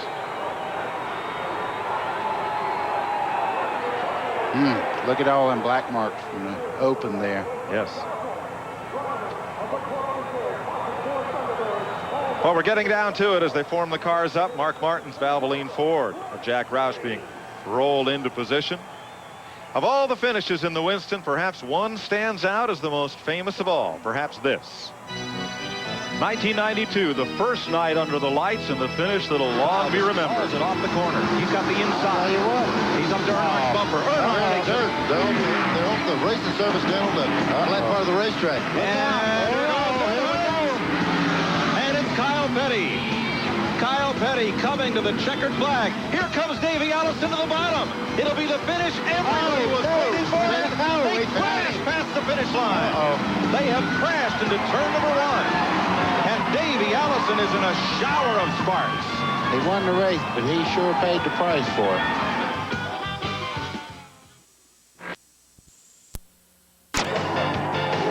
The drivers are being introduced for tonight's main event. And in great boxing traditions, this one will go 3 rounds. But the final round is the big one. Terry Labonte being introduced to the crowd. One of those T-top Camaros as his car is rolled out onto the starting grid. These first 2 segments, buddy, what do they mean? We all know the race is the final 10-lap shootout, but what do these first 2 segments mean? Well, the one thing you first do is you establish a little dominance, and if you have a dominant car, then you set the pace for everybody else to try to get to. A lot of people abuse their car trying to catch you right at the first there and make adjustments they shouldn't make in between. So it's very important to run well in all the segments. Now, there's a little added flip to this, because after the first segment, the fans will vote whether to invert the field for the second segment or whether to start the drivers in the order they're running at the end of the first segment. Well, I tell you, you and I questioned whether that was a real vote or not, but I've seen the boxes today, and that's done by the fans here, and I think that is a plus. I think everybody wants to see great racing, and they make a vote on whether they want to invert the field or not. Well, let's go down to Randy Pemberton. He's with the driver who finished second in the Winston Select last year. Well, he'd certainly like to erase that one from last year. Of course, everybody talks about that one. Mark's sitting here chomping at the bit, ready to go. How's the car? Well, it hadn't run as good as we're used to running here so far, but tonight may be another story. We've been working on the thing since we got here. It's a really nice car. It's brand new. The guys have worked they've put their hearts and souls to this thing. So we're going to wait and see. I believe it'll be pretty good. Mark, I see guys running around changing air pressure or something. And is that something that is done commonly before a race, or did you all of a sudden say, okay, let's drop it 1? I mean, is there a decision you can make right before without getting in the car? That's just basically a little bit of extra air in the tires so that you can set them exactly where you want. Right at the last minute, you let them down to exactly where you want, and basically that's what everybody's doing. Okay, good luck tonight, Mark. Glenn? Well, standing by with Dale Earnhardt. He's congratulating the Winston Open winner, Jeff Gordon. And, hey, we talked to you before the Open. Now you've had a chance to see the cars. Any thoughts now? Worried about this kid. I don't know. The 28 car is awful strong. That's the one we're really concerned with. He's been good on long runs and short runs. So it's just going to be an interesting night. Hopefully we're in good shape for the last 10 laps. If we're in the top 4 is where I like to be, and maybe we can race them then. Well, question for both of you now. Of course, Jeff had a chance, but there was a lot of concern about whether the Hoosier tires would be so quick for so long. Seems to be answered now. Well, I think it's sort of evened out in You know, Jet's car was working awful strong out there, and I just hope we can get our car working that good a little better. Any inversion strategy? If the fans vote to invert this thing, any of you guys going to lay back and wait? You know they're going to vote to invert it, so we'll just have to see what our car's doing. If it goes front, I'm going to be in the front all the time. It's definitely going to be inverted. We know that. I think my car's really good for about 5-6 laps, so we got to work on a little bit for the next 4 or 5 for that 10-lapper. All right, folks, see how happy and how friendly these guys are standing here right now? Give them about 10 minutes. Now that's another great Saturday night short track tradition, especially and still in the Northeast. They take the fast cars and start them in the rear every Saturday night. So after this first segment, the fans may well vote to invert the field. Here's the pole sitter, Rusty Wallace, whose Buddy Parrott-led crew had that great pit stop in his qualifying run. And he ran a couple of great laps to win the pole. Let's go down to Randy Pemberton with Kyle Petty. Kyle Petty here. We talked to Michael Waltrip earlier. His first test with the new sheet metal on the Pontiac. He didn't give it a really good chance to see what would happen. How's your car running? What do you expect here tonight? I wish I knew. I think, we come with the car under the new configuration with 3 inches and 2 inches or whatever. We're still trying to figure it out. We hadn't been fast since we've been here. Had a great pit stop, and that's what qualified us where we were. Other than that, we'd have been the dead last car. They should have made us start behind the open cars. That's how slow we were. But, hopefully, once they start racing, we'll be pretty good in the 30-lap segments, hopefully. I don't know about the 10-lap segment, though. Also, you have a chance at halftime or whatever to make adjustments on these cars, so I guess even if you're off, you can fix it. Oh, yeah, and I'm living proof of that. I mean, in 92, when we came here, we run 17th or 18th in the first segment and led the whole second segment from wire to wire and won that one, and then had a shot at winning the whole thing. So, one adjustment can put you over the top in this race. Good luck. We'll be back to meet more of the superstars of stock car racing about to take off in the Winston Select. The stock car racing's all-star night continues live on TNN. Announce team. Let's go down to pit road. Well, Mike, originally I thought that Jeff Bodine would be the guy to beat. I think he's been sandbagging a little bit, holding back. But also, I got to call a dark horse as Jeff Gordon. Randy? I can only pick one guy. I'm not going to go too far out on the limb. I'll pick the hottest driver in the series this year. I got to go with Ernie. This car has just been stout. I think it's going to be stout again tonight. I got to go with Ernie Irvan. Mike Joy? Well, I'm going to go to Buddy Baker. Well, I'm going to tell you, I can't go away from Dale Earnhardt on this race. It's one of his types of races. That's my pick.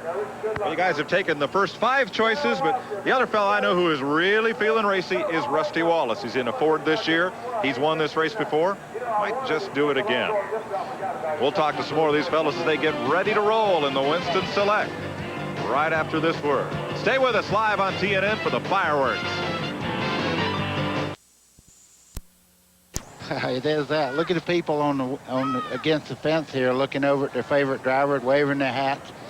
They run in there and got those old hot dogs and making that smoke up there near the top up there. This race has a format of 3 segments, 30 laps, and 10 laps for a total of 70 laps or 105 miles. They'll take a 10-minute break between segments where the teams can do normal work on the car as they would in a regular Winston Cup pit stop. One of the fellows who was a pre-race pick had some fast practice laps, and some folks thought he was sandbagging in qualifying. How about it? Let's find out from the starting grid. Well, this was my pre-race pick, and I'm the guy that said I thought he might be holding back, sandbagging a little bit. Is that true? No, we haven't been sandbagging. This isn't Daytona Beach. This is Charlotte. There's no sand here in Charlotte. Okay, no sand, but what about it? You've got an awfully fast car, turned in one of the fastest laps in your qualifying lap. Got to feel good about it. Yeah, the car's working good, and, we just saw a race where the Hoosiers looked pretty good out there, so we're hoping that the Exide 7 runs equally as well as some of those other boys in that other race, maybe just a little bit better. Okay, we're going to go on down up the line now to Randy Pemberton, who's with Rusty Wallace. Fans going wild in the background. Rusty's ready in the Miller Genuine Draft Ford. What about it, Rusty? Can you go to victory lane tonight? We got a good, strong car. I hope we can do it. I'm not feeling concerned about the first 30. I know we'll run good there, but getting from the back of that second 30 to front, we'll see what happens. You think anybody else sandbag? I don't know. I think there's a bunch of them back there going to do it. They might be getting. I think there's a lot of cars going to be fighting, trying to get to the back, so I get a good starting spot to start with. Good luck, Rusty. Thank you. Now, they talk about sandbagging. That's where a driver wouldn't run up to his full potential, hoping to finish in the back of the first segment. As you heard Dale Earnhardt say, of course they're going to invert. If the fans vote to invert, the running order at the end of the first segment, those drivers who finished in the back would then start up front, and that could be an advantage. Boy, it's like playing chess, but there's a lot of money involved. And also, let me tell you, anytime $50,000 is up for grabs, those guys are going for it. It don't matter about strategy. A bit of a wave going on here at Charlotte Motor Speedway. As we get set for the anthem and the command to fire off this field. 20 of the best in stock car racing. As we said, during the breaks, between segments, the teams will be allowed to add gas, change tires. The booing is because the wave kind of fizzled out about halfway down there. Adjust spoiler angle and add the rubber spring donuts. They cannot change springs, shocks, sway bars, or carburetors. If there's a red flag period, as we've already seen, the teams would be allowed to work on their cars. Among the 100,000 here, Indianapolis Motor Speedway President Tony George is here with four-time 500 winner Rick Mears, who flew in tonight, watching from the condos in turn 1.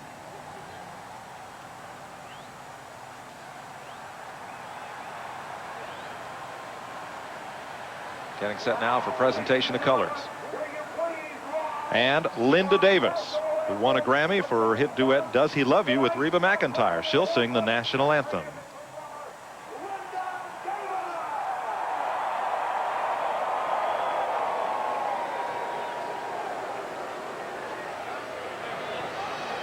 Oh, say, can you see by the dawn's early light what so proudly we hailed at the twilight's last beaming, whose broad stripes and bright stars through the perilous night o'er the ramparts we watched were so gallantly streaming, and the rocket's red glare, the bombs bursting in air, gave proof that our flag was still there. Oh, say does that star-spangled banner yet wave o'er the land of the free and the home of the brave?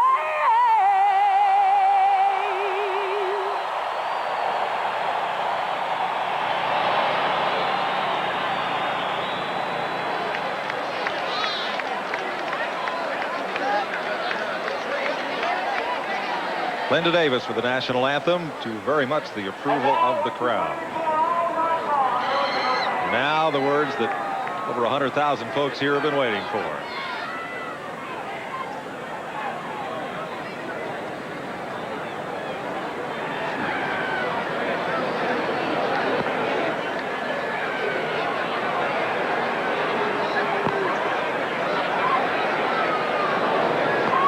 Ladies and gentlemen, the incredible national anthem flyby tonight to the United States Air Force F-15s was performed from the 335th Squadron, 4th Tactical Wing at Seymour Johnson Air Force Base. And now, what you have waited for all night long, the President and CEO of Davenport Incorporated, Mr. Tommy Davenport.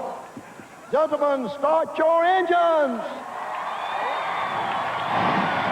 At long last, they fire off the engines that'll power the 20 fastest stock car drivers in the nation. Well, Mike, I'm sure everybody watching this program is ready to see this thing get underway. I'm going to tell you what, it's like waiting on a prize fight or any major event that you go to. This is what everybody comes to see, is this event right now. And I guarantee you one thing, they will not leave disappointed. Terry Labonte's car there. Ricky Rudd's ready to roll. Let's have a look at the starting lineup for the all-star race, the Winston Select. Rusty Wallace won this in 1989. He won 10 races last season, and already he's won 2 this year. He's on the pole. Ernie Irvan, current Winston Cup point leader with 3 victories, has 3 Winston Selects under his belt. Best finish in this race, 3rd last year. Row 2, Dale Jarrett, last year's Daytona 500 champion, makes his 3rd All-Star appearance, but he's crashed both times out in this event. Row 2, Jeff Bodine, last year's winner at Sears Point to get into the All-Star tilt, won the Daytona 500 in '86, finished 5th in this race last year. Row 3, Terry Labonte, won at North Wilkesboro last month to end a 5-year winless skid, won this All-Star event in 1988. Outside row 3, Ricky Rudd has won at least 1 event in each of the last 11 seasons. He's been in every Winston Select, finished 4th in 1992. Row 4, Bill Elliott, won this race in 1986 when it was at Atlanta. 2-time Daytona 500 winner. Outside row 4, Morgan Shepherd, his 8th appearance in this classic. 3 of his 4 career wins have come on the 1.5 mile at Atlanta, very similar to Charlotte. Row 5, Kyle Petty makes his 6th All-Star start. Involved in that last lap shootout 2 years ago with Earnhardt and Allison. Outside row 5, Blake Speed is in his first Winston Select since 1990. Former winner at Darlington, currently 7th in the points. Row 6, Dale Earnhardt, the Intimidator, the only 3-time winner of this race, 6-time national champion with 11 Charlotte victories. Outside row 6, Mark Martin, winner of 4 straight races last year, a close runner-up to Earnhardt in the final 10-lap shootout in last year's All-Star race. Row 7, Darrell Waltrip won the first Winston in 1985. 3-time Winston Cup champ, 84 career victories. And outside row 7, Sterling Marlin, 2-time winner of the Winston Open, won this year's Daytona 500 to walk his way into the All-Star race tonight. Inside of row 8, Jeff Gordon led the Winston Open last year till he crashed, and this year he took it all. First place prize money and a 15th position start in the Winston Select. Greg Sachs, strong 2nd place finish, will put him in 16th position. Row 9, Ken Schrader missed the 8th row by a foot. He'll start on the inside lane in row 9, former Talladega winner. Jeff Burton, one of the standouts of NASCAR's Busch Series, moves up to the senior circuit and races his way in, as did his brother Ward. Started on the outside pole and earned a last row starting spot in the All-Star tilt, as did Joe Nemechek, the pole sitter for the Winston Open. He will start shotgun on the field in 20th position as the field gets set to roll out behind the pace car. Those are the All-Stars, and this is the event. We'll be back. Aerial fireworks now, on-track fireworks to come. Don't go away.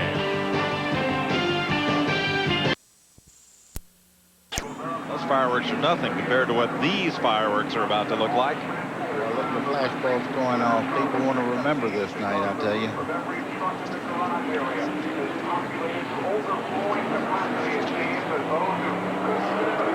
Rusty Wallace on the pole, Ernie Irvan, Dale Jarrett, Jeff Bodine, the front 2 rows. And you'll be riding along with Mark Martin. There is the roof cam looking ahead at Lake Speed, and you're on the roof of Mark Martin's car. And over the shoulder cam tonight, there's the cold air tube that goes in to ventilate his helmet. And here's the race cam over his right shoulder that, of course, tilts and fans. So the Valvoline Ford of Mark Martin will have our in-car camera. So will Jeff Bodine. The Exide batteries, Montgomery Ward. Thunderbird. There's the 360-degree race cam. And you'll see the roof cam, much like the driver's own view. And under the rear bumper of Jeff Bodine's car, there's a look back at Ricky Rudd Chevrolet and Terry Labonte on the right side of your screen. Our third in-car camera belongs to Lake Speed, driving for Bud Moore in the Ford Quality Care Thunderbird. Look at the decals on the outside of that car. We'll show you again in a second. There's the roof cam on Lake Speed. Mike, that camera right there really shows more of what the driver sees than any camera in there. And if you were riding along in the mother-in-law seat, and I wouldn't want to, that's what you'd see.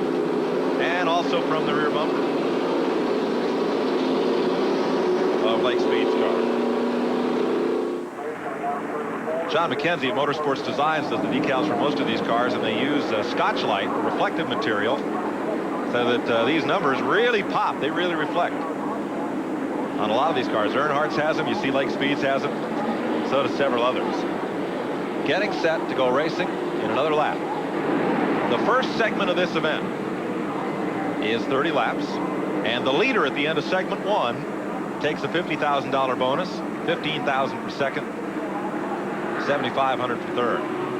Rusty Wallace has already earned $50,000 for winning the pole. His crew got some of that. They were part of that as part of the pit stop. $10,000 to Ernie Irvin for second, and $5,000 to Dale Jarrett, who qualified third. We've got our 800 number working. If you'd like to call in any questions about this telecast or any questions about as the race unfolds, we'll try to get them answered for you. It's a toll-free call, 1-800-451-7331. They'll take your question, relay it to us up here in the booth. Do you think the black car is going to win it? I don't know. I'll be honest with you. I picked Dale Earnhardt, but there's a lot of race cars. I'd say out of the top 20 there, anybody could win. You know, just a note, but it's the first Winston Select without Davey Allison. It's the first Winston Select without our longtime good friend and partner Neil Bonnet alongside. Alan Kulwicki ran well in this race before we lost him, and we just want the folks to know we're going to enjoy this telecast, but we're going to be thinking of them too. Yeah, they'll always be missed. They'll always be with us. Announced the winner of the Alan Kulwicki Scholarship here earlier, Ryan Zeck of California. Going to go to UNC at Charlotte. Our congratulations to him. Well, 30 laps. Who will lead the first segment, and will the fans vote to send him to the rear? Let's find out. Oh, I bet I can almost tell you what that's going to be. Rusty Wallace gets that jump right there on the 28 car, Bernie Irvin. And we're racing. Wallace, Irvin, the two black cars line up nose to tail. And they'll bring a third, mostly black car with them. That's Dale Jarrett. You know, you said something a while ago. Earnhardt won 11 races here at Charlotte. That's more than I started, I think. I don't think so. There's Earnhardt in car number 3. Here are your front 4. Put Jeff Bodine in that 4th spot. 4 black cars to lead the field. Tell me it's not nighttime, and that's not significant. Yeah, you see Dale Jarrett running along there quite well. He said he's really hooked up, and his car is handling perfect for him. The Interstate Battery Chevy. Former Super Bowl winning coach Joe Gibbs owns that car on the right side of your screen, number 18 for Jarrett. Another second-generation driver. Rusty Wallace on the point, right where he wants to be. Well, he's going to have to work for that spot, because that 28 car has been the fastest car. I've talked to different race car drivers all week long, and everybody's told me the same thing. Watch that 28 car. He's strong after about 5 laps. The pack has split into 3 segments. There's Morgan Shepherd on the outside of Lake Speed. Morgan in the Sitco number 21 of the Whip brothers, and they hit. A little touch there. And Mark Martin takes advantage. You're riding with Mark Martin as he moves up under Lake Speed and moves up underneath Morgan Shepherd, and he's got Earnhardt with him. Earnhardt. The only reason he didn't make it 3 deep to run out of space. Car in the wall. Car in the wall up here. Lake Speed. Yep. And we're under caution. Rusty Wallace leads him back to the flag, and pace car can't get up there with him. I know Lake Speed's glad. He's got a lot of damage to the right side. They need to beat the fenders off the tires there. When he and Morgan Shepherd got together, Lake Speed's car pedaled back, and something just wasn't quite right on it. He got up into the wall in turn 3. Something's rubbing there. He's got a flat tire or something. Takes it down a gear. You can hear that. Can you hear it?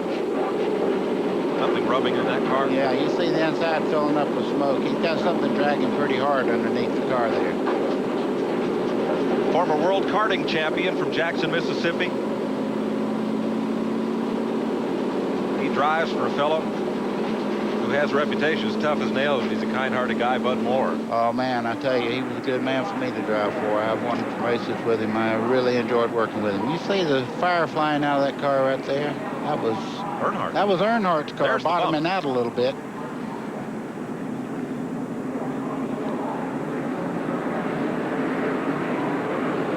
Right side of your screen. That's definitely a right front tire. It looks like it went flat, or either a suspension part broke, but he's going up to the wall there. Once he gets in the wall, he does a good job to stay up there until these cars get by. He didn't jerk it off the wall there.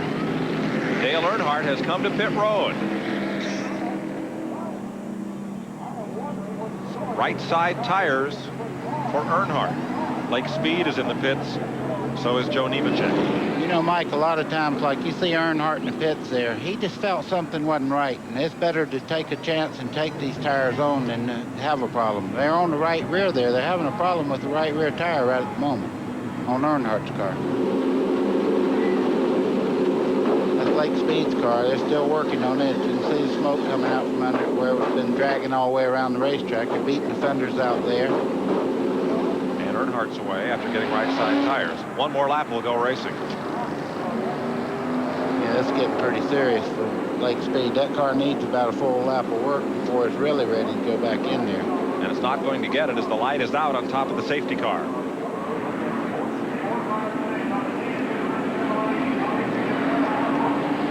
I'll tell you what, Earnhardt and them are really going to have to get with it. They're about a half a lap behind right now.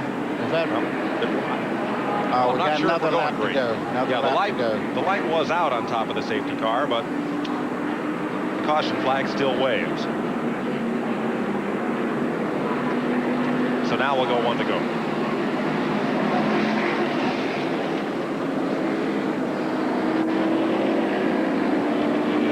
So Earnhardt, you don't think the fans like this? Chance to watch Earnhardt come from all the way in the back to all the way in the front? Oh, here's another new wrinkle for this race. Double file restart. Let's show you in real double time. Double file restart. Yeah. Let's show you in real time what Lake Speed saw. Well, he's right on the bottom. They make their touch there. Now, that probably done just enough damage to knock a toe in out, maybe cut that right front tire down on a little bit of jagged metal off the 21 car Morgan Shepherd. He goes down in the corner here. You can see right there, he goes up, hits the wall, holds it up there. Luckily, if he'd have come across the racetrack, somebody would have removed the left side sheet metal for him. I'll bet it felt a lot harder than it sounded. Randy is in Dale Earnhardt's pit. Randy? Well, they didn't want to say exactly what they did to the car, but all they, I talked to Richard Childers just briefly, just said they wanted to bring it in. Wasn't exactly right, so they went ahead and changed tires. I asked them if they stuck a rubber in the right rear. It was kind of like a no comment, so I really don't think they did. They pulled some tape off the grill, buddy. Okay, what they might have had there, if they had a lot of tape on the front, it might have been getting planted too hard and making the car loose, so it might put a little tape off like that to make the front end a little bit lighter. We'll find out as we go back to green. 6 laps complete. This is a 30-lap segment. First of 3 rounds. Ernie Irvan goes for the lead on the high side. Whoa, there's contact there between Rusty Wallace. Watch Dale Jarrett in the green and black car take advantage on the bottom. Ricky Rudd is right with him in the tide ride, and here comes Mark Martin, 3 wide. You're with Mark Martin. Mike, what you're seeing there is just loss of momentum. He lost about 5 spots there, just getting back up to speed again. Look at those cars dance around. They are right on the edge of control at nearly 180 miles an hour. See Sterling Marlin moving there with Jeff Gordon. Jeff trying to make a pass on the inside there. Right behind him, Darrell Waltrip's moving up. Waltrip at 17. Marlin's in the yellow number 4 car, the Kodak car. Jeff Gordon has come from 15th to 9th. Well, he must be handling a little bit hard right now because a lot of cars that were in the Winston Open are passing him there on the outside going in the corner. Running order at 8 laps. Morgan Shepherd and Kenny Schrader moving up. Now here's Mark Martin. You're riding in the Valvoline Ford. Boy, that car is getting in the corner, Mike. That's exactly what it looks like, folks. That's the actual time there. When you used to go down in the corner, that's what it looked like when you're gaining on the car in front of you. Back straightaway and look at those cars work on the suspension, up and down. Yeah, the suspension's working, the sheet metal's working, the driver's working, everybody's working right now. Look at his head when he goes in the corner here. I guarantee you it'll look like he's doing the Watusi. Rusty Wallace going to drop a spot to Jeff Gordon here. He's fallen to the tail end of the front pack. And that puts him in 9th place. Are they inverting or not? Have we got the vote yet? They don't want to tell him. Oh, I see. That's a little halftime tell-all. After the segment, they'll announce the results of the voting. Up on the high side, Sterling Marlin in the Morgan McClure Racing number 4. Now that is definitely a power move there. Anytime you can pass the car here on the outside going through the corner, you have a good handling race car. So the fast way is right on that white line around the bottom. And he takes Jeff Gordon along with him.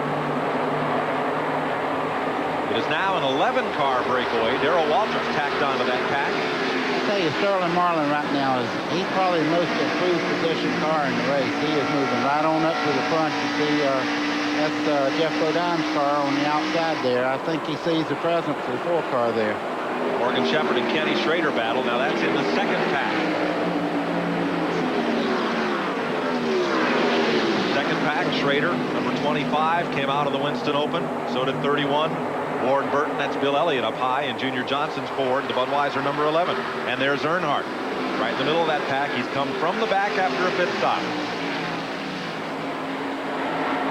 Side by side, Ward Burton's Hardy Chevy and the Bud Ford. Ooh, look at Earnhardt coming up on the outside there. Woo. Trouble, we got a straightaway. down the front straightaway here. Jeff Bodine came down the whole front straightaway backwards. Whoa. He gets it stopped. Now he can breathe. So can we. Wow, we're going to break. We'll be back in a few minutes, folks. Woo. We'll have a look at it when we come back. Caution is out.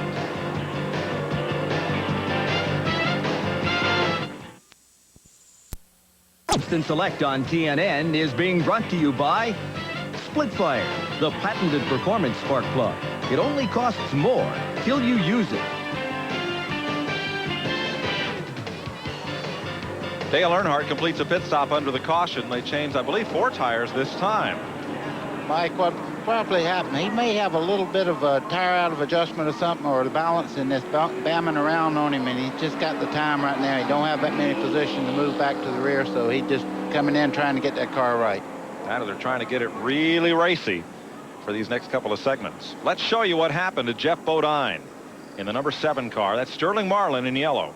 Okay, Jeff looks like he's coming over there. They make contact right here, right against the wall there. You see the 4-car? They just barely touch. Now the 4-car kept coming. Yeah. Well, you know, you don't know what to do in a situation like that. When a car turns sideways like that, a lot of times you're better off to help him get on out of the way than to just collect everybody that's in that wad there. Now, let's show you. Is it rear bumper or is it thumper cam? Okay, right here is where they make contact. He did not see him on the outside there and pulled over, and that's all it takes, folks. We're not moving the camera, folks. That's the car going around. Here comes a 175-mile-an-hour lawnmower and almost gets trashed there. Mike, that's the one I don't like to see. That one when they're sitting still there. As long as they're moving fast, it don't really hurt that much. But when you're stopped and everybody else is still running 185 miles an hour, that's dangerous. So Jeff Bodine flat-spotted the tires, came in and got 4 new ones. And is again ready to roll. No damage to that car. You know, that's the only blind spot in the race cars, coming out of the corner on the right rear corner over there. You really have to watch that corner. We have 15 laps complete in this first segment, halfway. We'll be right back.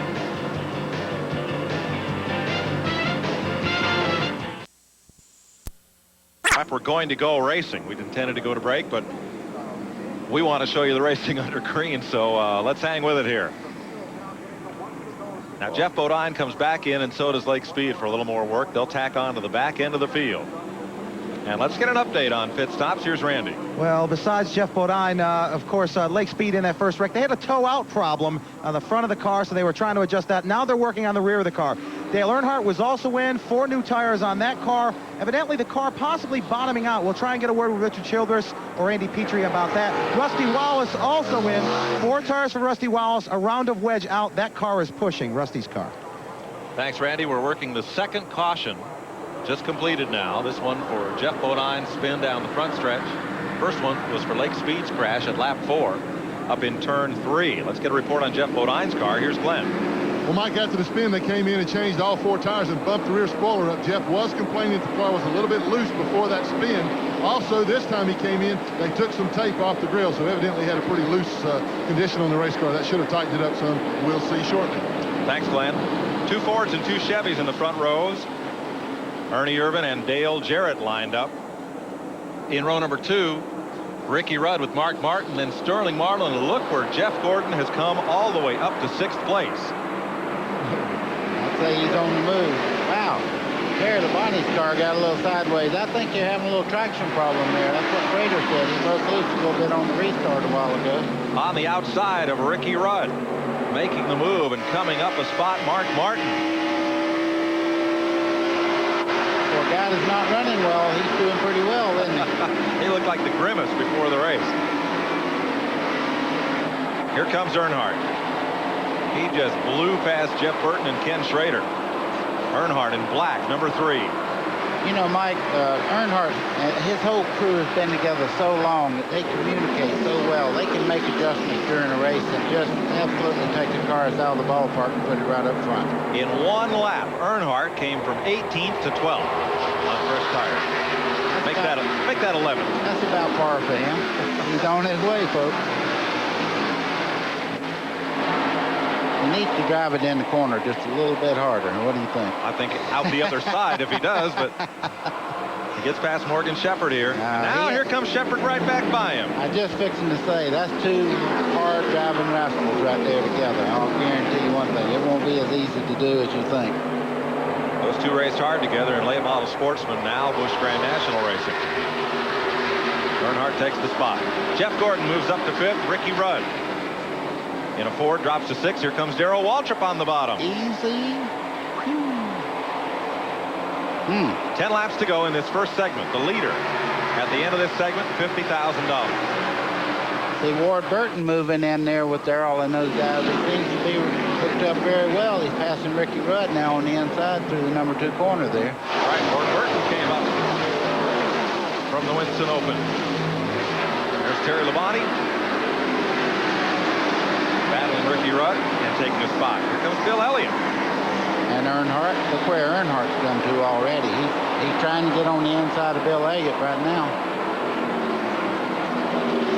Earnhardt is 11th. He restarted 18th. This time the pack is split in 2 sections. Well, 3 sections. Ernie Irvan, then everybody else, then the second pack. You know, I was watching Bill Elliott just then. He's running a little bit higher in line, but he seems to get more momentum off the corner. He pulled away from Earnhardt just a little bit off the corner there. Earnhardt after him now. Bill Elliott, number 11. That red Ford. And Dale Earnhardt. Combined, they have 4 wins in the 9 years of this race. 3 for Earnhardt, 1 for Elliott. That's 2 of the best right there. Bill Elliott, you watch him now. Off this corner, he's got that momentum. It's going to take a pretty fair race car to get by him on the bottom there. Now these drivers are 3.5 seconds behind race leader Ernie Irvan, whose Robert Yates Haviland Ford has taken a walk out front. Battle for 3rd place. Sterling Marlin gets around Mark Martin. And there's Jeff Gordon moving in, trying to get under. He won't make it this time, though. Now that's in the first pack of cars behind Irvan. Dale Jarrett has got a little margin on this group. They're way in the distance. You see Ernie Irvan from Mark Martin's car. Sterling Marlin said he had a good race car. He wasn't kidding anybody, I'll tell you that. Well, 3rd, 4th, and 5th here. 2nd place way out front. That'll be Dale Jarrett.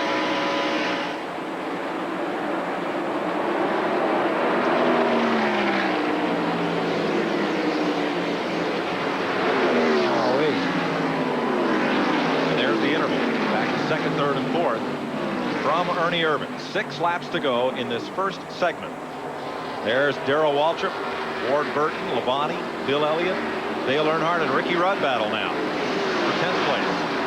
Notice Ricky's left side when he come down the straightaway then threw a little bit of spark. I don't know whether he might be having a little bit of handling problems or what. He Worked his way up to the front, and now he's dropping back just a bit. 5 to go in this first segment as you watch from our Ray Bestis aerial platform. Best in Breaks bringing you these views. Oh, Elliott and Earnhardt are going at it. Oh, well, they've done it many a time here. The pass in the grass with these two guys you're looking at right here, the famous... That it was. Now, let's look from this group back up to the leader. There's Ernie Irvan, bottom of your screen. Not quite a quarter of a lap ahead. Now, behind Irvan, the race for second is a strong one. They have caught Dale Jarrett in the Interstate Batteries car. Second, third, fourth, and fifth is a good race. It could go any way right now. Sterling Marlin in the Kodak Chevy draws a bead on Dale Jarrett. I know Dale Jarrett's got to be happy that his car is working as well as it is. They had a good qualifying time, but I'll tell you, this 4 car is a rocket ship down the straightaway. 1.5 seconds behind Ernie Irvan, and Marlin powers into second place.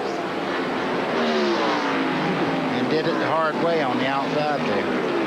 3 laps to go in this first segment. Leader, when they drop the flag, it's 50 grand. Sterling Marlin started 14th.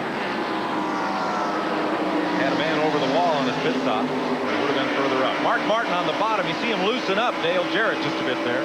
Well, anytime you get up under the back of that car, it's just like putting a shovel under the back and lifting up on it. It sure makes them loose. If you're at least a bit loose, it'll make it twice as bad. 2 laps to go. And they'll wave the caution to end this first segment.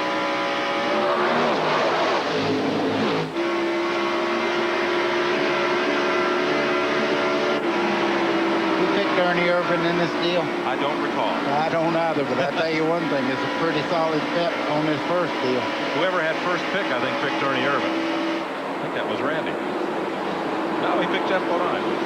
Glenn Jarrett picked Irvan. Did he not?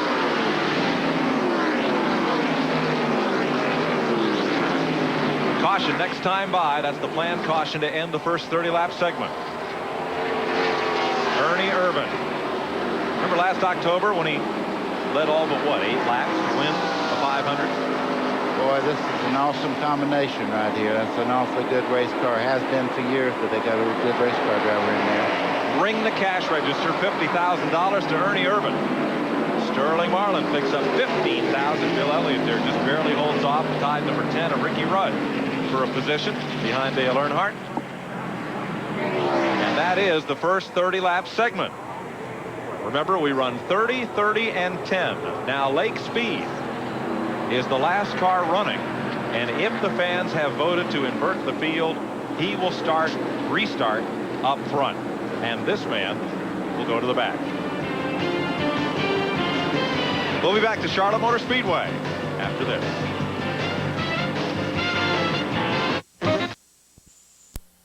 Right, for us, we're going to fly up to Nazareth, Pennsylvania, so we can bring you live from Nazareth, the Meridian Advantage 200 Busch Grand National race.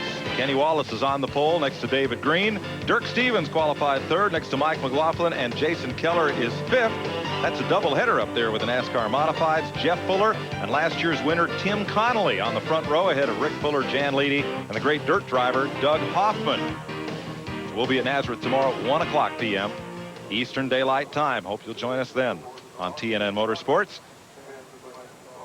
8 minutes, 50 seconds left before the start of the next 30-lap segment. Let's update you. Michael Waltrip is at the hospital. They have x-rayed and found the tip of his right scapula. His shoulder is broken. Loy Allen is sore. He's in x-ray, but he's joking with everybody, so I would guess he doesn't have a broken rib, would you? Well, they're x-raying him for broken ribs, and you'll cut up for a couple hours, but if he's got broken ribs, he don't have to be x-rayed. He'll know it pretty quick. Right. You can tune in for all the news and updates on Inside Winston Cup Racing and Race Day tomorrow. Let's go down to Glenn Jarrett with the fellow who has just picked off $50,000 for leading the first segment. And it looked like a pretty easy $50,000. That didn't look like any trouble at all. Not making light of what you did, but car looks like it's flawless. Car's really good. It's a little loose right now, so we're going to try to tighten it up just a little bit and see if we can make it a little better. You know, some of them guys started coming from the back, and we're pretty strong, so we're going to try to make it a little faster. Well, they're going to work on the body, too. They got some damage to the left side door. They got to get in there right now, so I'm going to let those guys get to work because they got hammers and big tools that can hurt me. They got damage? How'd anybody catch him? I don't understand. Ernie Irvin just took off and went. I really enjoyed it. That's Buddy talking to Linda Davis, who sang the national anthem. Well, let's see, 100,000 people. You played before 100,000 people? She played in front of 1 million or so. I seen her on the Donahue show the other day. You were incredible. I loved it. We're going to be right back and talk a little more here on TNN as they get ready to roll the second segment of the Winston Select. Stay with us, folks. We'll be right back.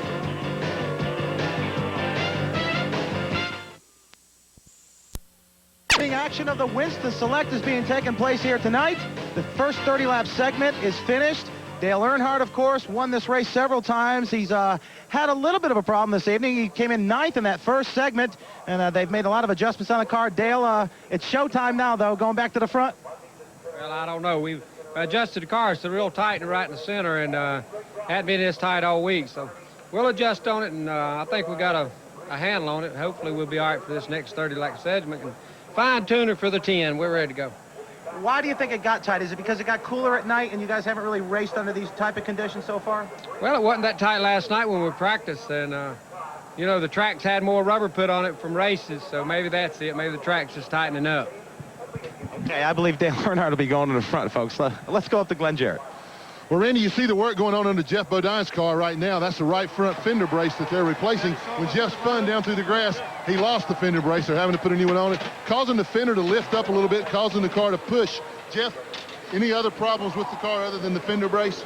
That seems to be our biggest problem right now. That fender was going in. We're losing all our front downforce, making the car push pretty bad. Hopefully they can get it tied out there somehow so we get...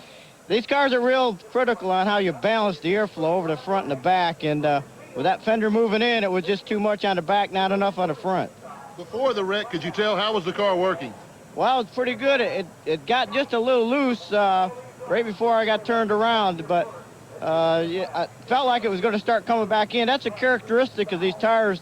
Run good, loosen up a little bit, and then go again. You still think the Hoosier tires have got it for the end of this thing? Well, I hope we can get a good start spot in that last 10. We'll give it our best shot. Back to you, Mike. The 1986 winner of the Daytona 500, Jeff Bodine. High atop Charlotte Motor Speedway, the Speedway Club. Folks get dinner and a view. Oh, we did last night, as a matter of fact. It was excellent. Yeah, with the Manaforts from Connecticut running their Legends cars and having a good time. And quite the way to see stock car racing. And with us up here in the booth, brand new fan to the sport. As you look at the Turn 1 condos, Linda Davis, who sang the national anthem. First off, great job. But thank you. Your first view of this sport. And is it not the best in town? I tell you what, this has been so exciting. I'm a fan for life now. You know, well, what was your impression of the sport before you came to see it? What'd you think of stock car I didn't realize how fast those cars were going till I got down there on the track. Boy, I didn't really have an opinion. I thought those guys are very brave, but aren't they focused? Those looking at them, you know, in their cars while they were being interviewed, they are really thinking and concentrating, aren't they? Well, I'm sure you know that from being a performer, being up on stage and performing in front of thousands of people, you need to maintain that focus. Of course, you don't have to worry about that concrete wall. The danger is not there on stage like it is for these gentlemen. So now you're a fan for life. I am a fan and a friend to some of them. I got to talk down earlier, and that is, they're special people. I'm glad to have you with us. I am thrilled to be here. Can you tell? Yes. May the best one win and be safe. Thanks for joining us. We wish you the best in your recording. Thank you so much. We've long said that as the clock winds down. If you can come to a stock car race, you'll be a fan for life. Getting set to refire the cars and roll them out for the second segment. Let's go back to Glenn. Mike, one car that didn't refire was the number 5 car of Terry Labonte. This is Gary Dehart, the crew chief. Gary, what happened? Well, what happened was transmission, third gear come out of the transmission. We think it might have busted the case because we got a little fluid leaking on the track. So rather than try to restart the race and tear the car all to heck, we're just going to withdraw it, park it, fix it for next week. It's a good car. We was running pretty good, but the transmission messed up, and that's just, we're out for the night. Sorry for the problem. Now let's go down to Randy. Well, also Lake Speed, they're wondering if they're going to start this next segment. He was involved in that first accident. They still have a tow-out problem in the front end. They're still working on that. They say the track bar is also bent. Of course, a lot of damage on the right-hand side of this car, possibly a fluid leak as well. So this team, all over this car, they've got like 0 seconds to get this car back to the line. There's a possibility they may not get back out there to start the second segment. Car owner Bud Moore will celebrate 50 years as a veteran of D-Day at Dover in June, be honored by many of his four-number drivers, including you. Yeah, I tell you what, he certainly deserves anything that they possibly. I hope they can get this car fixed, because it will be on the pole for this second segment if they can get it. He is rolling towards the start-finishing line right now. As Terry Labonte rolls into the garage. Here's our Napa Field summary to show you how they will restart this second segment. They did vote to invert the field. No surprise there. So Lake Speed and Greg Sachs, no surprise there, will be on the front row. They'll be in Fords. Kyle Petty's Pontiac and Ken Schrader's Chevy in row 2. Row number 3, Jeff Bodine and Rusty Wallace in Ford Thunderbirds. Row number 4, Joe Nemechek's Chevy, who started last, and Morgan Shepherd's Thunderbird. Row 5, Jeff Burton and Ricky Rudd. They're both driving Fords. Row 6, Bill Elliott and Dale Earnhardt side by side. Row 7 would be Terry Labonte and Ward Burton, but with Labonte out, everybody else moves up a spot. Then Darrell Waltrip and Jeff Gordon in Chevys. Mark Martin's Ford and Dale Jarrett Chevrolet. Then in row 10, Sterling Marlin and the leader at the end of segment 1, Ernie Irvan, who has $50,000, and what it bought him was a spot in the back for the restart. Yeah, and if I'm not mistaken, after this segment's over, they start heads up the way they finish this segment. So there's a lot of strategy here. I've heard that Kyle Petty's car has been running super good. The one thing I am concerned about, though, Mike, they said the 15 car was losing a little bit of fluids. Let's hope not, because everybody's behind him. That's right. Lake Speed is on the pole as you watch from the Ray Bestis helicopter-mounted camera.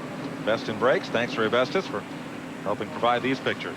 Interesting questions on our 800 line. Stephanie from Illinois wanted to know how many cameras TNN has tonight. 17 if you count each of the in-cars as one camera. And Lake Speed is down on the track apron and may be going to the rear. Now in this second segment, again, it's 30 laps, and the leader at the end of segment 2 gets $50,000. And the way they are running at the end of segment 2 is the way they will start for the finish.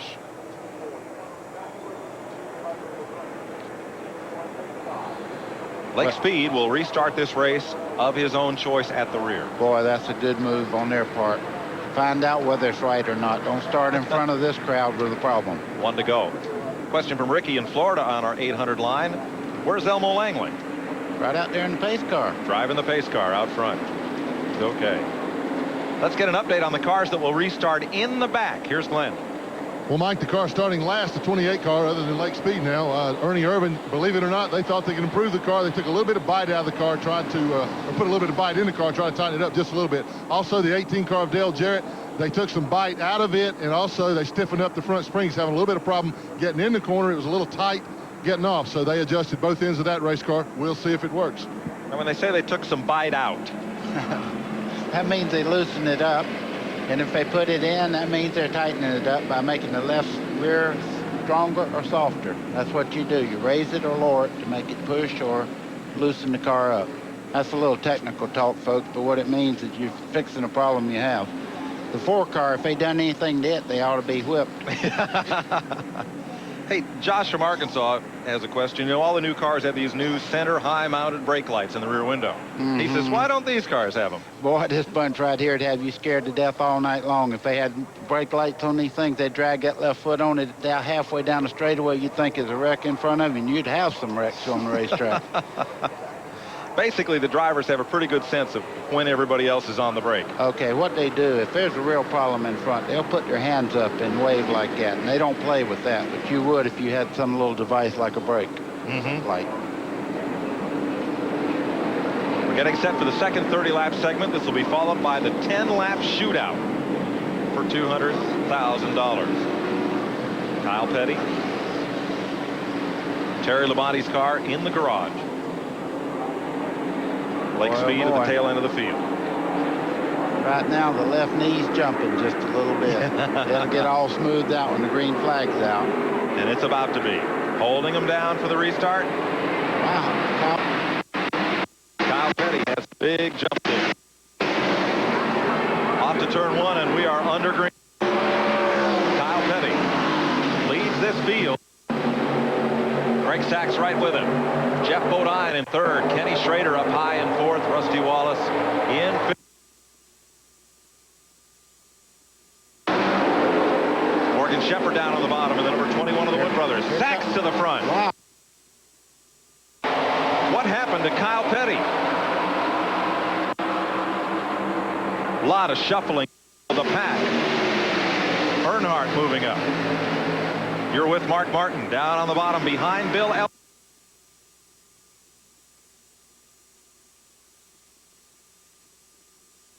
Oh, something wrong with Kyle Petty's car.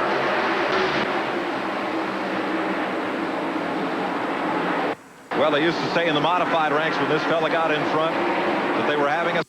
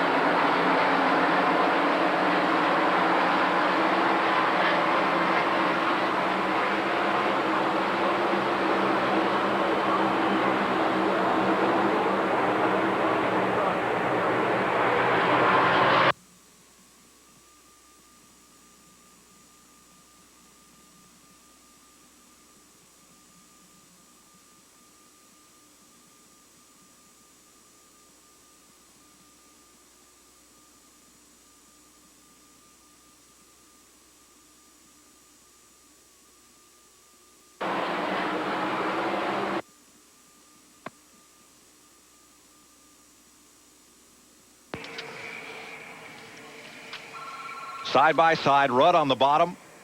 Nemechek up high. Here comes 3 wide. Mark Martin's going to stuff it into turn 3, 3 abreast. Yeah, well, I think Ricky Rudd made the right move there. He pedaled it going into that corner. Yes, he did. We're having a little audio problems right now, but you can see one thing for sure. That the 28 car is absolutely flying. I thought the 4 car might have something for the car of Ernie Irvin's, but he is not able to keep up. Apologize for audio difficulties in the transmission. First time Greg Sachs has ever led the All-Star race. It's Ricky Rudd in number 10 and Bill Elliott battle side by side. You see Ernie Irvin moving up there, and it looks. And at second place, Ken Schrader's gone around the outside of Jeff Bodine. The big part is the number 2 car has moved back into about 4th spot now. I mean, he's having a hard time of it. He was all the way up in the 2nd, and he slid back to 4th right now. Rusty told me he thought he had a really good car. You're with Jeff Bodine as he runs down Kenny Schrader. Up in turn 3. Look at Schrader get up the racetrack. Well, I think what we have now, we have a move around because it seems the outer groove was coming in just a little bit ago when Bill Elliott was moving around. Single file. Greg Sachs is now checked out on the field.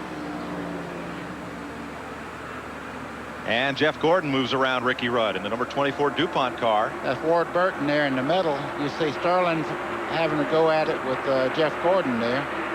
And here's Rusty Wallace and Jeff Bodine, nose to tail for 3rd place. Their 2nd place, Kenny Schrader. coming into the picture. You see Morgan Shepherd moving in there also. He's really having a good run. That car seems to be set. And I tell you, if these cars can just stay like they are, they're going to have a tremendous advantage over cars back in the field when they go for this last segment. From the back of Bodine's car, looking over the black Ford of Rusty Wallace.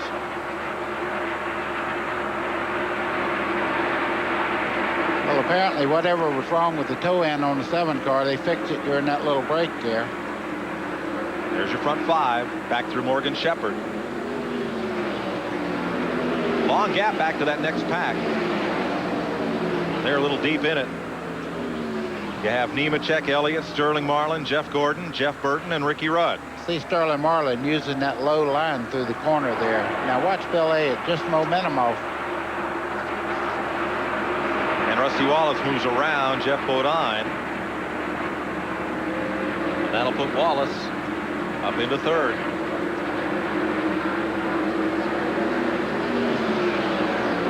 Meanwhile, Dale Earnhardt's moved around a pack of cars, including Ernie Irvan and Mark Martin.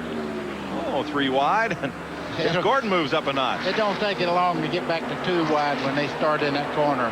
You think you're brave until you look at that wall coming at you, and you'll get that 3rd lane back in position. That's right. So now Schrader has run down the race leader. There goes Jeff Burton up beside the 11 car Bill Elliott. At the front, Kenny Schrader's there. Boy, is that impressive. Sachs had pulled out about a 25 car length lead there, and Schrader run him down in about 4 laps. Schrader's got more second place finishes in this event than anybody, but he has yet to win it. Ernie Irvan on the bottom. Ward Burton is the meat in the sandwich. You can't buy that one at Hardee's. He just slipped out of it. And right back in it. There's still 3 wide. Whoa, whoa, boys. Uh-oh, there we go. Tough break for the rookie, Ward Burton. He goes down through the grass, spins it around. Thought he had it saved, and around he goes again. Caution flag. Lock it down. Now the leaders have not gotten the caution, but Kenny Schrader has gone to the lead. They will come around and get the caution flag this time. In NASCAR Winston Cup racing, the restart lineup is determined by how they come to the caution flag after the incident. Right. Well, so now the lineup will freeze with Schrader in front, Sachs in 2nd, Wallace in 3rd, Bodine 4th, Morgan Shepherd 5th, and Ernie Irvan moved around Dale Earnhardt for 6th. Even though the caution lights were out, Mike, the biggest thing you got to remember is they have spotters up here, and they say, okay, it's clear through there. So Ward Burton gets back running again, and we are under caution. We'll be right back. TNN is brought to you by Napa. We keep America running. We're under caution. They went into the corner 3 wide. Ward Burton was in the middle, and things happened. Ernie Irvan on the bottom, Dale Earnhardt up high. Okay, Dale was in perfect spot there. They just got together pretty much as Jeff Bodine did a while ago. Now, he was real lucky right here. You see the flaps fly up to keep that car down on the ground, keep it from flying. But he's real lucky right here that he didn't see him lock the rear wheels there. He turned the brake loose there and almost made a mistake. He should have locked her down right there and let it slide, which he did here, and it holds it down. I think he might have thought he had it saved, but he still had one wheel spinning on the grass, and around it went. What kind of contact was there up here, buddy? Okay, this is just 3 cars racing very hard.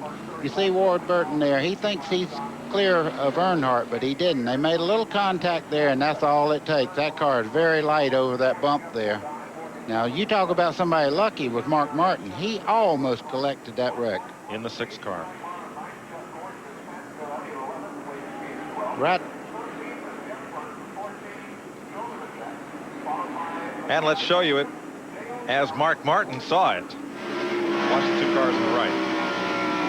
Okay, you'll see what we're talking about right here. The Ward thinks he's past it. Whoop. He got a little sideways there on his own. And then just brushes the left front corner of Mark Martin's car. 1 lap and we'll go racing. Pace car, to answer Richard's question from Canada, moving at 55 miles an hour around the speedway here. Brian from Georgia, who's new to the sport, wants to know how they decided the format for this race. Well, kind of by trial and error the first few years. They ran it as 100 laps straight and then decided on this three-round format. It's not a circus, it's an auto race. You see Ward Burton there stopped on the inside of the racetrack here, right in the middle of 4 down here. And will stay under caution a lap, it looks like. He's got her fired up again, moving on his own power. They set up this race, or this format, for the fans, to give a race that the fans would enjoy and long remember, and so far it's worked. You know, I like his double restart, too. I think that adds a little flavor to it, but it's not a 3-ring circus. This is a special event, folks, and I'll tell you something. You talk about hard-nosed racing, it's right here. Ward Burton stopped because his seatbelt came unbuckled, had to fasten himself back up. Ballard from California noticed that Jeff Gordon got to work on his car during the red flag. That's normally not allowed, but it is in this race. Because it's an all-star race and it's a special event, the fans want to see all the drivers out there. As much as they can work during the red flag.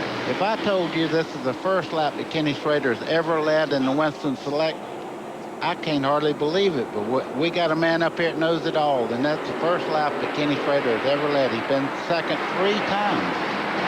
And on the restart, it's Greg Sachs as Schrader doesn't come up to speed quite so quickly. He loses second. Jeff Bodine. Schrader, is he up to speed in that 25 car? Not quite yet. You know, he had a terrible restart a while ago. I see somebody falling back through the pack there. As Earnhardt came underneath them 3 wide. Yeah, that'd be a good reason to fall back. Joe Nemechek drifting back a bit. Ooh. Rusty. Earnhardt and Rusty. Oh, no. Oh, easy. Oh, nope. No, man. When that starts to happen. Uh-oh, Earnhardt got hit on the front straightaway by Jeff Gordon. That was even ahead of the wreck that we were watching. When a car starts to go loose at 180 miles an hour here, it's hard to get it back. The fans flock to the fence as the 3-time winner of this race, Dale Earnhardt, has his car in the wall, and Rusty Wallace on pit Tremendous road. amount of damage on the right rear quarter panel of Rusty Wallace's car, but look at Earnhardt's car. I mean, there's not a straight piece on it. That's a real shame. Look at how far the rear axle's been moved over to the right outside the body.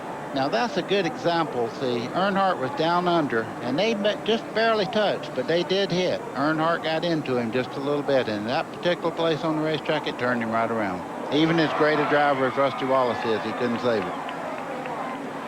Earnhardt's going to have to pop the right side window out to climb out as Jeff Gordon comes to the pits. You see they have a release button on the inside of that window. The left side's up against the wall. He can't get out that way. So he's going to pop himself out the right side. Let me tell you something. That's one thing I really don't like. Being against that wall like that. Now, you don't know whether it's on fire or not. You see all that smoke coming up in there from all the tires rubbing and everything. He wanted out that baby. Dale Earnhardt. Look at here. Is okay. And walks away.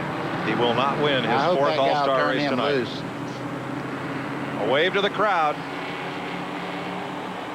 But it's a short end of the day for Dale Earnhardt. The defending champion of this race will walk home.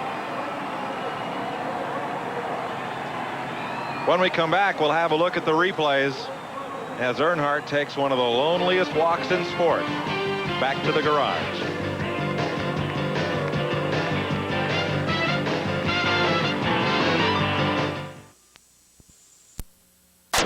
If it got any closer, you'd need earplugs.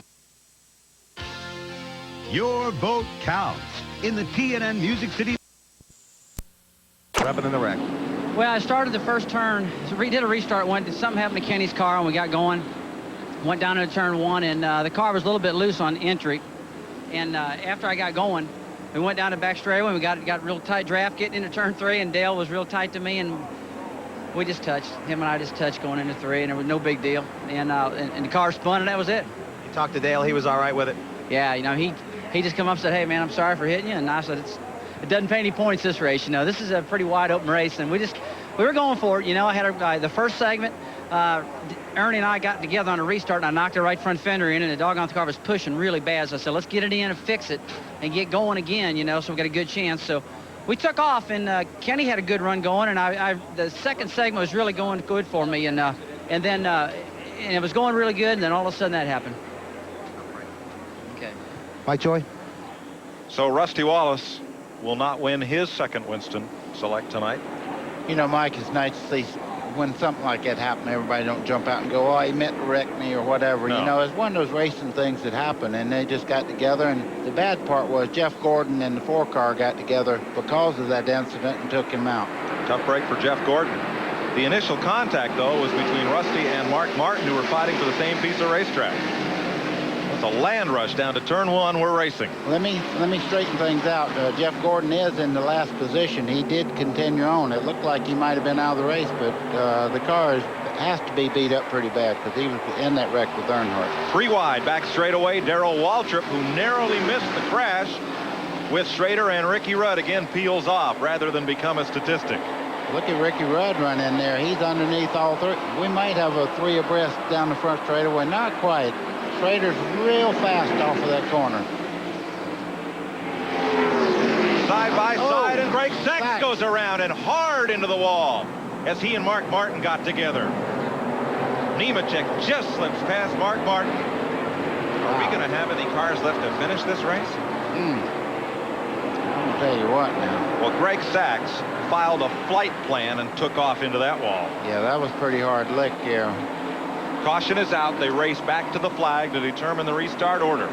Jeff Bodine, Ernie Irvin, Sterling Marlin, Kenny Schrader, Darrell Waltrip, Ward Burton, and Ricky Rudd. Then here come Nemechek, Shepard, Jeff Burton, and Jarrett. It's Mark Martin. You see him climbing out. Bill Elliott, Lake Speed, Jeff Gordon, and Kyle Petty.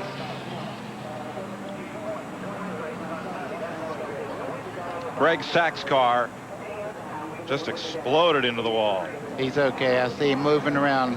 Mark Martin is out of the car. Yeah, Mark's getting back in. He just looked the car over and feels that he might can go on, you know. He's going to drive it back to the garage. Full moon Saturday night. Let's show you what happens here with 2 white cars. Okay, I know exactly what happened there. The 2 cars went in the corner there. Greg Sachs, the air was off the rear spoiler, and the car got loose and got up into the 6 car going in the corner there, Mike. When you go in, they're running speeds close to what we used to run in Daytona, and when you go in underneath the car on the bottom side, they'll suck the back right out from under you. See Watch right the top here? of your screen. See him right there? It just turns it around. That's aerodynamics there, folks. That car hit the wall faster than the jets of the airline that sponsors him take off from the field at Charlotte. Look at Dale Jarrett hold this car straight all the way down through here. You talk about sideways now. He was looking out the right door window to drive that car.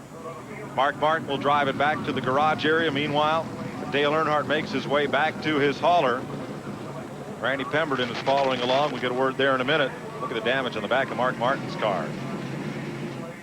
Greg Sachs' car is a mess. Let's go down to the garage area. Randy Pemberton tracking Dale Earnhardt. Randy? Dale Earnhardt walking back to the garage area. Dale, how did you see it? What happened?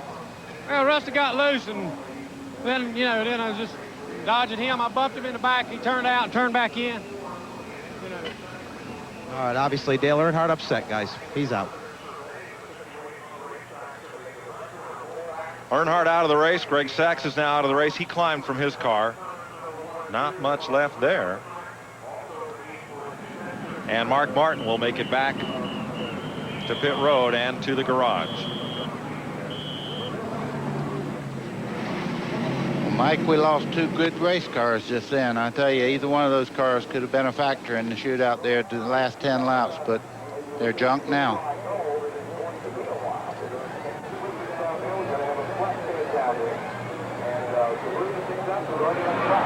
Now that car, Mark Martin's, runs along okay on its wheels, but with those aerodynamics, there's no point in putting that back into the race. No, I'd say that one's pretty well spent. Well, it looks good from this side. Okay, we're going to get an aerial shot going in the first corner here. Way up See front. the first 2 cars here? There was no contact whatsoever. The air just got off the rear spoiler and around it goes. Up to the wall, he makes contact with Mark Martin. Now watch how Mark hits here. You talk about a hard lick. He took one, but it was straight in the rear of the car. And look at Dale Jarrett sliding along the bottom. He almost lost that car up into the wall, but he keeps on going. Now, watch and listen to what it was like where Mark Martin sat.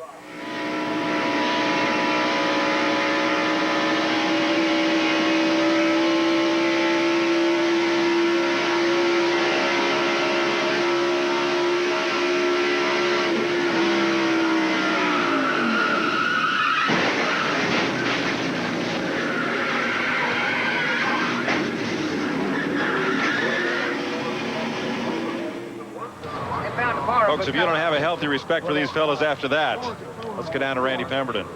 Well, Mark Martin, Jack Roush, as well as Steve Meal looking over this brand new car here that's pretty well destroyed. Mark, not a nice way to end the evening. Just proud as I can be of this Valvoline team. I didn't think we were going to run good, and we were in good shape, man. I think we had a car to contend for the win, and I can't ask for any more than that. These guys have worked their heart out to build a brand new car with all the tricks in it that we know how to do. She was pretty awesome. What happened in that wreck? Sachs lost it. Is that your 600 car? Yes. Be all right. We'll be back, and it'll be as good as new, and we'll run good. I'm proud of these guys. That's two out of 3 for Sachs and me. Tough break for Mark Martin, who got caught up in that accident as Greg Sachs started to spin down there. Well, they have red flagged this race once again, and it's starting to look like the play 10 Little Indians, because there are a lot less than there were just a New Orleans, because there wasn't quite as many as there was a while ago. Earlier, Rusty Wallace and Mark Martin touch. Dale Earnhardt tries to go under Wallace, and they get together. Here goes Rusty. Sterling Marlin up into Jeff Gordon. It damages his car. Darrell Waltrip sneaks on by as Earnhardt ends up out of the race from this one. Waltrip sneaks right by Earnhardt again. Wonder how many lives that cat has left. And just now, watch Greg Sachs' car on the right side of your screen get a little loose coming in here.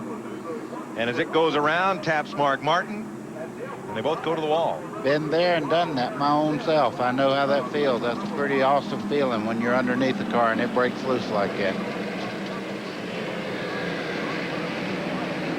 Getting set for the restart.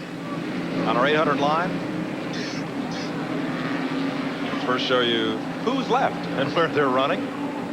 There's your front 5. And remember, the way they take the caution to end this second segment is the way they'll start the 10-lap shootout.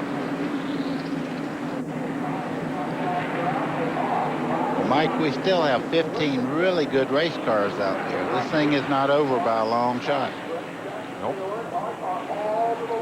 And here are the cars out of the race. Terry Labonte with mechanical trouble and 4 drivers due to accidents. 4 real good race cars out, too, by the way. Well, we get a bit of a shootout here. 3 laps to go right now. Well, it's Hoosier versus Goodyear on the front row. Jeff Bodine on the Hoosier tires, Ernie Irvin on Goodyear. I imagine Darrell Waltrip thought there was 2 or 3 of those number 3s out there. He missed him twice in one wreck there. That's right.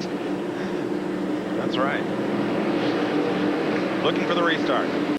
Jeff Bodine, who backed the U.S. bobsled team to all new equipment for this year's Olympics, trying to put his car on rails and run it around here these last 2 laps before the caution waves again. Ernie Irvin on the high side, Bodine down low.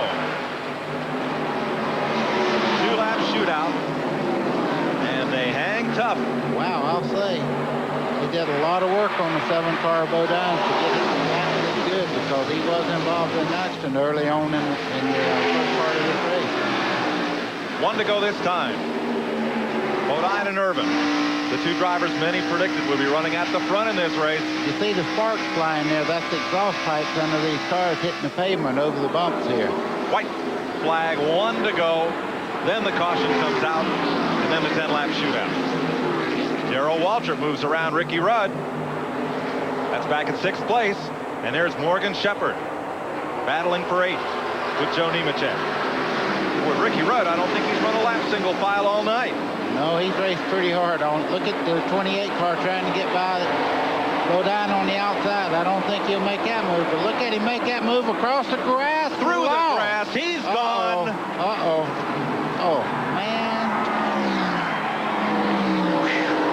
Ernie Irvan tried to pick up another check for $50,000. And instead, look what he got. Wow. He was 4 wheels. Never mind passing the grass with 2 wheels. He was 4 wheels in the grass. What hasn't happened tonight? I'll tell you, when you hit that grass on the inside of the racetrack like that, Mike, it's just like hitting a sheet of ice. They're racing back here with the yellow out. I hope they understand this thing needs to be slowed down here.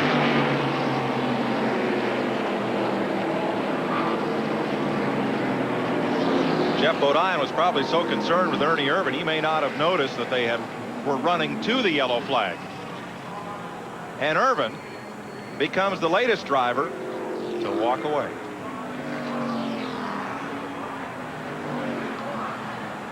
Wowee. What hasn't happened tonight?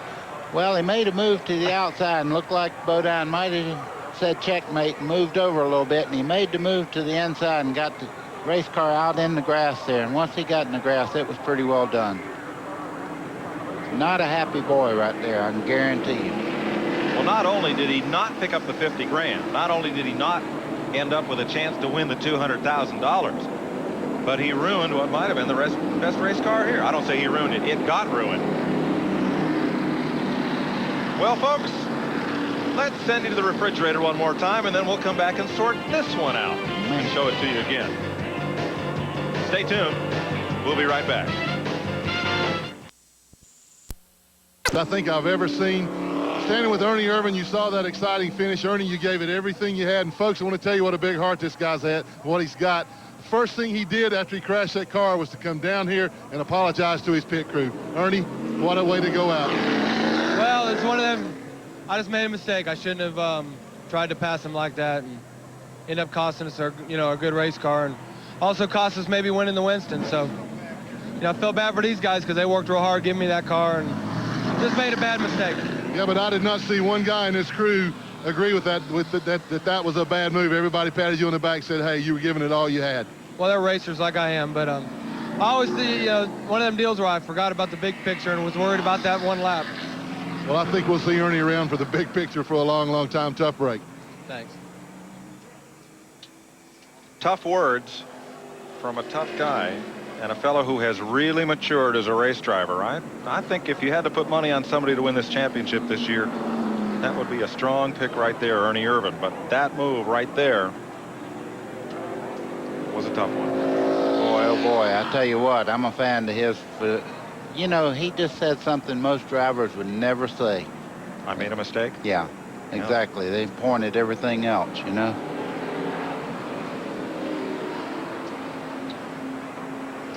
From the helicopter. Okay, he's trying to come by on the outside there, and Bodine comes up just a little bit, so he takes a sharp turn to the left here. Once he hits this grass, watch the car turn sideways right here. Okay, he's along for the ride now. The steering wheel's just something to hang on to.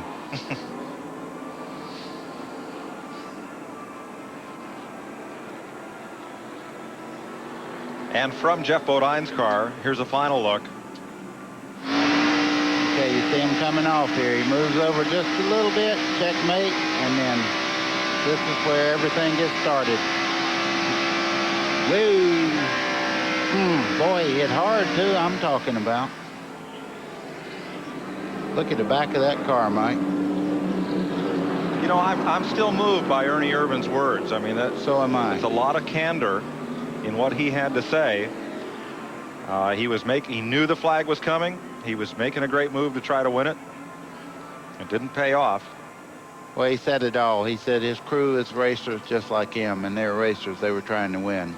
I mean, this fella has really matured. He is a champion caliber race driver. I don't think there's much question about that.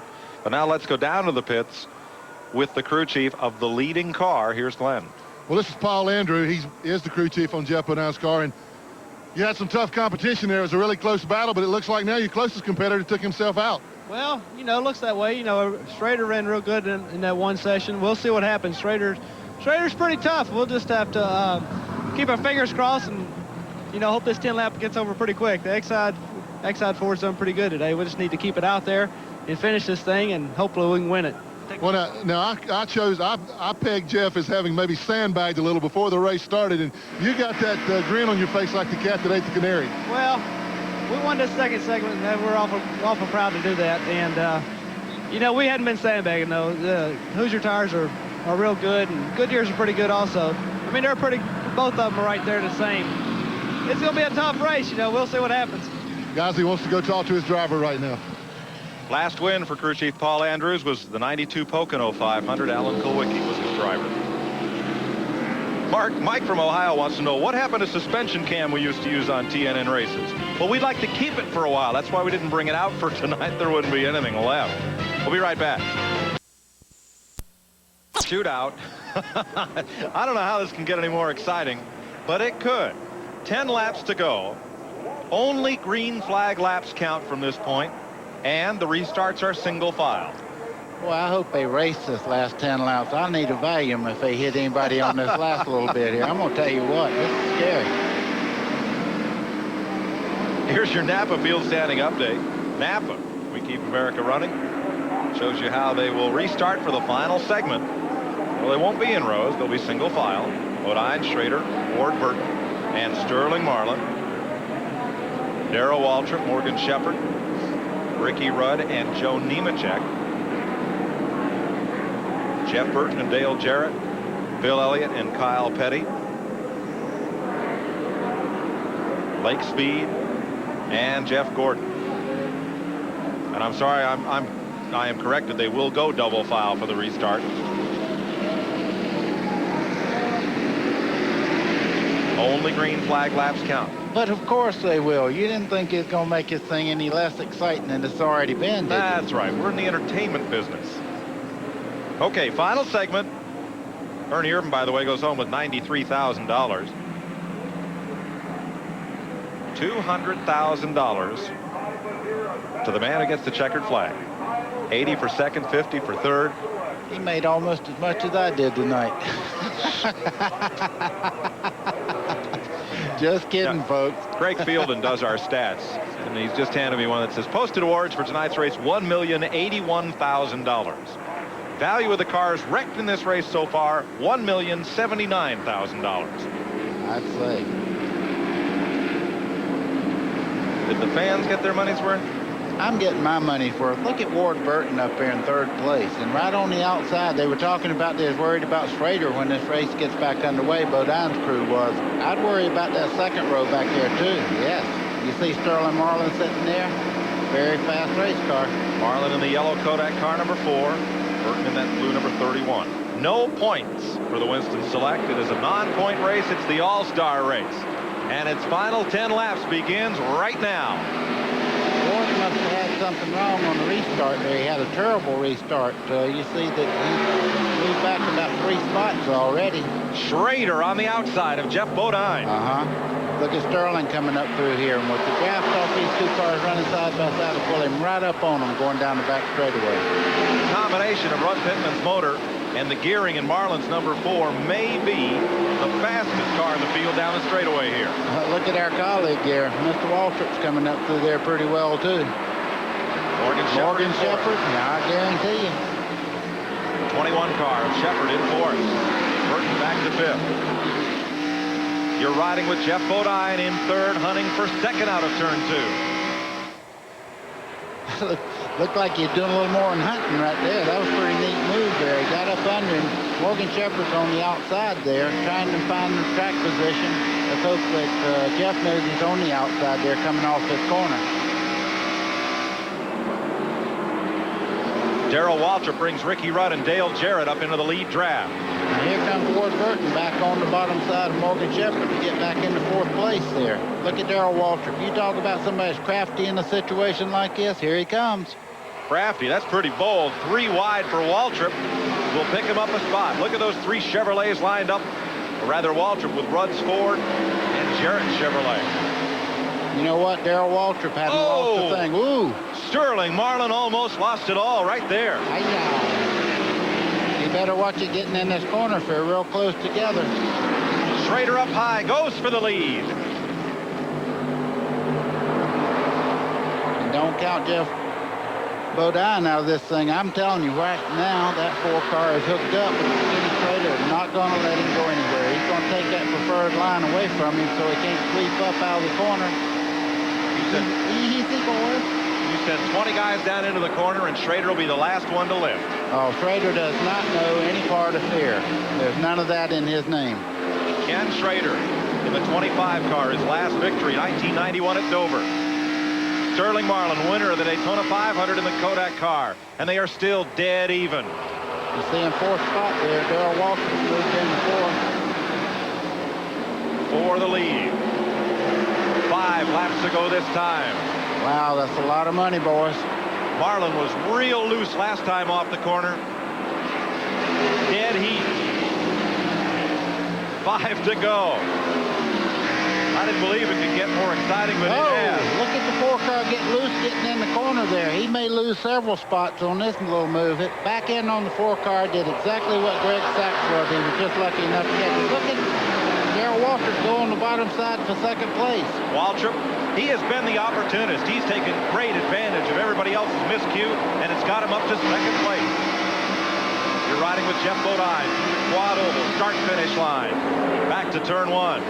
4 to go. You know, Darrell's pretty good in the booth. He's pretty good out there on the racetrack, too. I'll guarantee you. Look at Bodine coming up under him, though. That's the preferred line. Getting a few gray hairs, but he is still pretty racy. Ricky Rudd on the bottom. Moves up a notch. Now it's Bodine and Waltrip. 2 Hoosier shot cars. Waltrip climbs the racetrack. Sterling Marlin coming back in it. Boy, I guarantee you Schrader was hoping they'd stay side by side for a while, because this gives Bodine a run as Schrader going through here. And everybody's been saying the whole week that Bodine's been playing possum. Now we're going to find out. Jeff Bodine locked onto the rear bumper of Kenny Schrader. Sterling Marlin in the number 4 coming back for Here 3rd. Here he comes. There was some sand in that bag, wasn't it? Bodine takes his bobsled into turn 3. Bobsled, indeed. And he That's comes a running out. forward there, folks. He comes out with the lead. Schrader in 2nd place again for the 4th time in this event. 2 to go. Wow. You can see by the bumper cam there, Mr. Jeff is moving on. There's the 2nd pack, led by Sterling Marlin in 3rd, Waltrip in 4th, Ricky Rudd in 5th, looking for some racing room. You know, I don't know whether Waltrip might have used his tires up or what, but he's dropping back a little bit. Ricky Rudd's trying to get the spot, but right here's where it's all at, right up front. White flag. 1 lap to go. You think Bodine's ever going to convince anybody that he wasn't sandbagging just a little bit? That's a wrecked race car that they fixed, and he is going back here, and it looks like he may pull this job off. You see Sterling Marlin moving in there, going into the 3rd turn now. And Hoosier Tires making its first victory of the season. Sterling Marlin will battle Schrader for 2nd. It's Bodine off the corner to win it. Jeff Bodine, the 86 500 winner, will win it, and for 2nd, wow, I can't call it. I would have to say Sterling might have done 2nd. Kenny Schrader looking for 2nd for the 4th time in this event.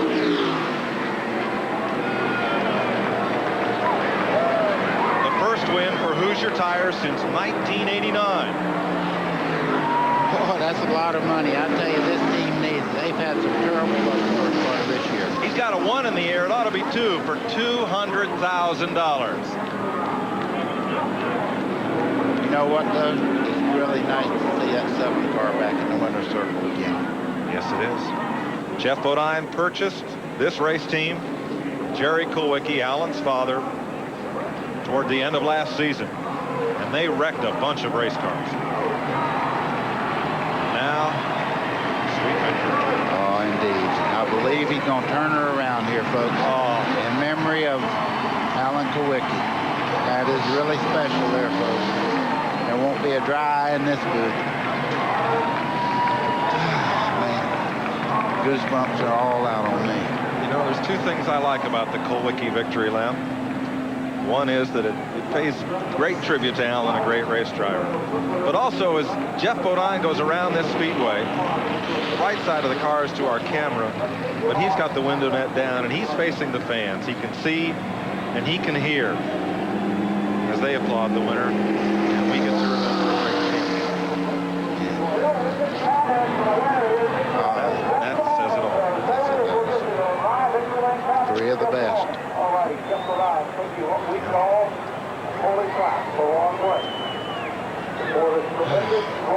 There's times you just don't have much to say, and this is one of them. I tell you, this is really moving here to me.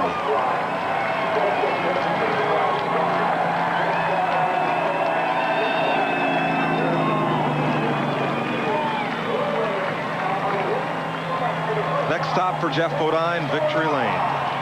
Glenn Jarrett awaits him. Jeff Bodine's earnings tonight, $250,000.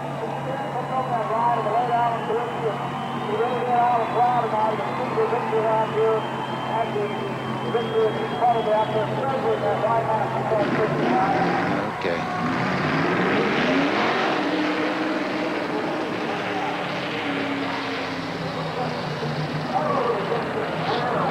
Jeff Bodine won the Daytona 500 in 1986 for Rick Hendrick, drove for Junior Johnson, drove for Bud Moore. But in the modifieds, not counting the year he won about 65 of 82 starts for Dick Armstrong, he ran his own race team for many of those years, the number 99 Valiants, and then the Cavalier modifieds with Billy Taylor. And a few years ago, he said, you know, I'd like to have my own race team. I'd like to call the shots. And one time he told me, I'd like to try doing what Alan Kulwicki does and try to run a team that way and see how we might do. And that thought has been validated here tonight. There's Bob Newton of Hoosier Tire in the purple jacket. He's got to be the second happiest guy in the house. Well, Mike, that's the same crew that Alan Kulwicki had, and they got a lot to be proud of.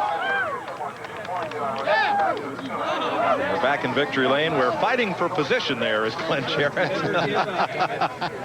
I'll get it. If they can get Bob Newton out of the window there, I see that purple hat sticking all in through the side of the car there from Hoosier. Oldest of the racing brothers from Chemung, New York. His brothers Brett and Todd were in the Winston Open tonight. Let's get him out. We got to do live TV, Bob. Bob, we got to do live. Yeah, Bob. Can you let him out of the car, Bob? Yes, watch this. He'll do a tap dance on top. Yes. You know, Jeff Bodine won $250,000, but I don't think that's the most important thing he won tonight. No, I tell you what, that's a spot in history he just made there. And I tell you, when you say you've won the Winston, you've won the biggest race, the biggest shootout of all times. Let's go to Victory Lane. Here's Glenn Jarrett. Well, Jeff's getting a big swig of Gatorade, and what a thrilling finish, but also what a fitting tribute to our fallen champion, Alan Kulwicki. Been waiting a long time, Glenn, to make that backwards lap. And in honor of Alan, that'll be the last one. Alan, he was riding with me tonight, those last few laps, really. What a tremendous feeling. I wish my wife was here. I need her because she owns this car. I'm just a driver. But great for Hoosier, their first win, a big win for Hoosier. A big win for this team. This team is great. Boy, was that a tough race. Well, I hope everybody's okay. Ernie, Dale, and everybody got in a wreck. Well, again, congratulations. I accuse you of sandbagging, but I think you thought you had the car all along. No, we had to make some adjustments. After that first spin, the front end was damaged. We fixed that. The second 30, it wasn't right. We made some adjustments, and it was right on that last 10 laps, though. Congratulations again on a great victory. Jeff Bodine, this year's winner of the Winston Select. Randy? Sterling Marlin, it was that close. Jeff's over there picking up $250,000, but you had a nice night. Yeah, I tell you, we struggled yesterday, and, you know, Tony and the boys worked real hard on the car, got it handling good, and, you know, the car just drove real good. Hats off to the Kodak team, and if we could have got on the outside of Schrader, you know, I believe we could have had him, but he kept me loose when I was up under him and locked spun down there. But we had a good time, fun racing for Schrader. Okay, and he'll be back next week for the 600. That's right. This is just the start of May Summer Speed Week here at the Charlotte Motor Speedway. Busch Grand National race next Saturday. Pole night, Goodies Pole night, Wednesday here at Charlotte. Champion 300 on Saturday, the Coke 600 on next Sunday. Well, they said it couldn't be the wildest Winston ever, but sure gets the nod in my book. Jeff Bodine, a winner. Sterling Marlin, $80,000 for second. Ken Schrader, $50,000 for third. Darrell Waltrip, fourth. Ricky Rudd, fifth. Jeff Burton, Dale Jarrett, Morgan Shepherd, Ward Burton, and Joe Nemechek. That's the top 10. Kyle Petty, Bill Elliott, Lake Speed, Jeff Gordon, and Ernie Irvin ended up in the garage, as did Mark Martin, Greg Sachs, Dale Earnhardt, Rusty Wallace, and Terry Labonte with mechanical problems. The other drivers out due to crashes. It just can't get any wilder than this. We said that in '92. We've got to say it again. The only way it could get more exciting is they build a ramp down the back straightaway and let them jump each other when they go by. They nearly did that tonight in the Winston Open. What a grand night of racing at Charlotte Motor Speedway. Stock car racing's all-star night has been a wild one, and Jeff Bodine is the man with a $200,000 check.